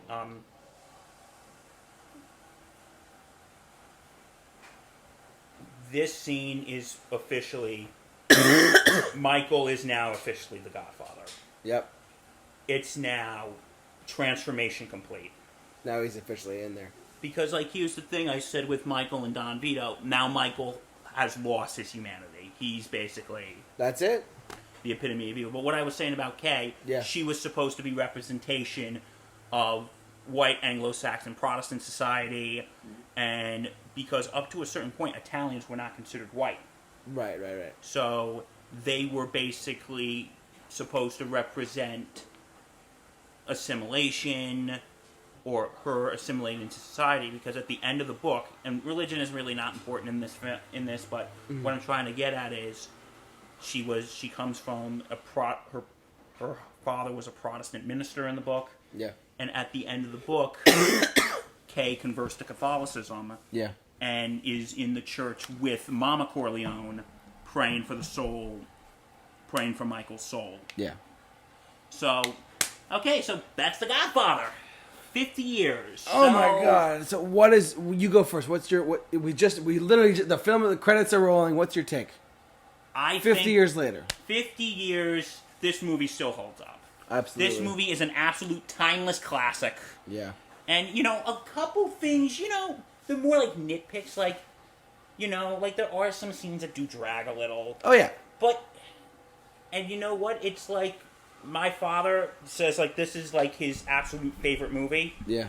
And he makes, because I remember when I first watched it, I was 14, so I didn't really get it when I first watched it. Right. But, I'm watching when I'm older, because my dad was making it think, like, this is the absolute perfect movie. Yeah. But, well, great. I don't think it's perfect. Okay. Like, it does have some mistakes. Like, there are some scenes that do drag a little bit, but they don't really ruin the movie. Right. I mean... And, sorry, Dad, I don't think the film's perfect. But it is as close to perfect as you can get. Yeah. Marlon Brando gives one of the best performances of all time. I agree, 100%. Al Pacino, James Caan. Yeah. Francis, John Cazale, Talia Shire. They really this was a great film. Yeah. And would I consider this one of the greatest movies of all time? Yes. That's not even up for debate. Absolutely, I agree. And you know what? I don't know, because you didn't watch the Oscars. They actually had a 50-year anniversary tribute. They They had did. Al Pacino, Robert De Niro and Francis Ford Coppola on stage. I didn't see that. Okay. And it was only really brief. Like, Francis Ford Coppola just talked very briefly. And, yeah, but this is the film. Like, this was the film that put Pacino on the map. Yep. This was the film that kind of put Duvall on the map. Yeah. This was the movie that reinvigorated Marlon Brando's career. Yes, that is true. Because, like I said, by like the late 60s, early 70s, Brando's career was kind of done. And then this revitalized him as like an Oscar caliber, heavy hitting actor. Yeah, and then I kind of wish he did not decline the Oscar, but I respect of why he did it. I respect him. Absolutely. And this was a absolute great, and this is an absolute great film. I think so too. All right, JT, your thoughts. So before we wrap up this video for today, I would say me personally, this movie is a stone cold classic. It is without a question of a doubt would I call it a perfect film in my eyes? Yes. Really? With a few, perfect's a really tough word to describe for any film, but like because all art is subjective regardless of what it is. I would say I give this movie a 9.5 out of 10. I think that's how I would give it to 9.5 out of 10. Because it's, to me personally, it holds up as a fantastic movie. It is widely regarded as one of closest to perfect as you can get. It's as close as you can get. Like, there's only a handful of other films I think personally that I've seen that could rank up to, because people say the Godfather is my standard. Well, if the Godfather is your standard and it's a 10 out of 10, then it's really hard to come up close to that. So there are some people I've seen on YouTube before who say, oh, like I've given the Godfather, I've only given it like 6 10s or 8 10s or 9 10s in my lifetime, and they've seen a ton of films. The Godfather for this person individual is one of them, and it holds up. 50 years later, it's still a fantastic movie. We just watched it, and I honestly think that this is one of the top. I would put this in the top 5. So I would put it in the top 20 because there's a lot of other great films out there too that are just, to me, hold up just as well as this one. But this is definitely in the top 5 of all time for sure. You have to include it in your best film conversations. You have to include it in like the best all-time classic films. You name it, it's up there for us. So, any other thoughts, bud? I just want to say it's like again, I'd say the film's not exactly perfect, but like I said, it's close to perfect as you can get. And I would put that when you are talking about like the greatest movies ever made. Yeah. You know, a lot of people talk about Wizard of Oz, Citizen Kane, Lawrence of Arabia. From that era of film, yeah. Casablanca. This film, yeah. When you are talking greatest movies ever made, this movie better be in the conversation. You have to include it. And like, listen, Justin has said when we did overrated movies last year, he did say, I don't know if I would consider it one of the greatest movies of all time. I'm like, no, this is one of the greatest. And like, listen, I know people who don't like it. Yep. Matt Hemsley. Matt, I hope we're not attacking you, we promise. But one of our dear friends. He is a very dear friend of mine. Yes. I disagree with you, Matt. Yeah. But I respect your opinion. But, you know, I have talked to other people who say, I think The Godfather's a little overrated. Yeah. And I prefer Goodfellas. And I love Goodfellas, too. But me too. This, and like, listen, there were mob movies made before The Godfather. Oh, of course. There were mob movies made before The Godfather. Tons of them. But this was the one that there were gangster films made before The Godfather, but I think this was the one that perfected it. I agree with that statement. This was the one that solidified. Here's what I would say. I'd say Godfather 1 and 2 perfected the gangster movie genre. I think Goodfellas modernized it and gave it the defibrillator. Yeah, and then Irishman and other modern ones like not Kings of New York. What is it called? The Departed. That's a modern take on it. Yeah, because you know what? If it wasn't for The Godfather, we wouldn't have Goodfellas. And we wouldn't have The Departed. Yep. We wouldn't have The Irishman. Yeah. We wouldn't have The Sopranos. Yeah. It's true. And just a quick note, if you want to check out more of our gangster stuff, we did a whole mixed bag episode specifically on gangster films, I think last year at some point. So check out that episode as well. But any other concluding thoughts? That's it? All I could say is 50 years and this movie still holds up. And I just want to say to Francis Ford Coppola, to Al Pacino, to Robert Duvall, to Talia Shire, to Marlon Brando, God rest his soul, to James Caan, happy 50th anniversary. This movie still holds up today. I agree. You guys made, Mr. Coppola, you didn't just make a film. You made a timeless masterpiece. I second that completely. And I think this, and you know what? To another 50 years that this movie's going to hold up. I think so too. I really think so.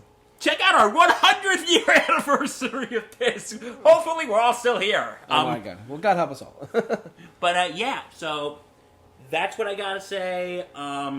Yeah. Godfather, still a timeless classic. Yeah. 50 years on, still holds up. One of the greatest movies ever made. Absolutely. And that's all I got to say. All right. Well, ultimately, guys, it's what you guys have to say. Jump down in the comment section below. Share your thoughts on The Godfather. Share your thoughts on gangster films. Share your thoughts on the 50th anniversary of this film. Do whatever you got to do. Jump down in the comment section below. Share your thoughts on this. But for all of your movie commentaries and many also, more. again, like what we answered, tell us which one you like better. Do you like Godfather or Goodfellas better? Or bonus question. Yeah. Because, and you know, if we do a Godfather 2 commentary, this question's going to come up. Which one do you like better, Godfather 1 or Godfather 2? I have not seen Godfather 2 yet, so that'd be a good one. Because some people put Godfather 2 above Godfather 1 in that category of films, right, where the sequel is better than the original, along with Empire Strikes Back, Terminator 2, and The Dark Knight. Yep. But ultimately, guys, is what you guys have to say. Jump down in the comment section below. Share your thoughts on this video. Hit the bell. Subscribe. Thank you so much for watching. Hope you enjoyed us. But for all of your movie commentaries and many more coming soon. Mixed Bag, Wednesday nights. Mixed Bag Wednesday. And don't forget the Sports Insanity Podcast. Check us out. We are on all platforms. And thanks so much for watching, guys. We'll see you guys next time. Stay safe, take care, and keep on being good. Be awesome.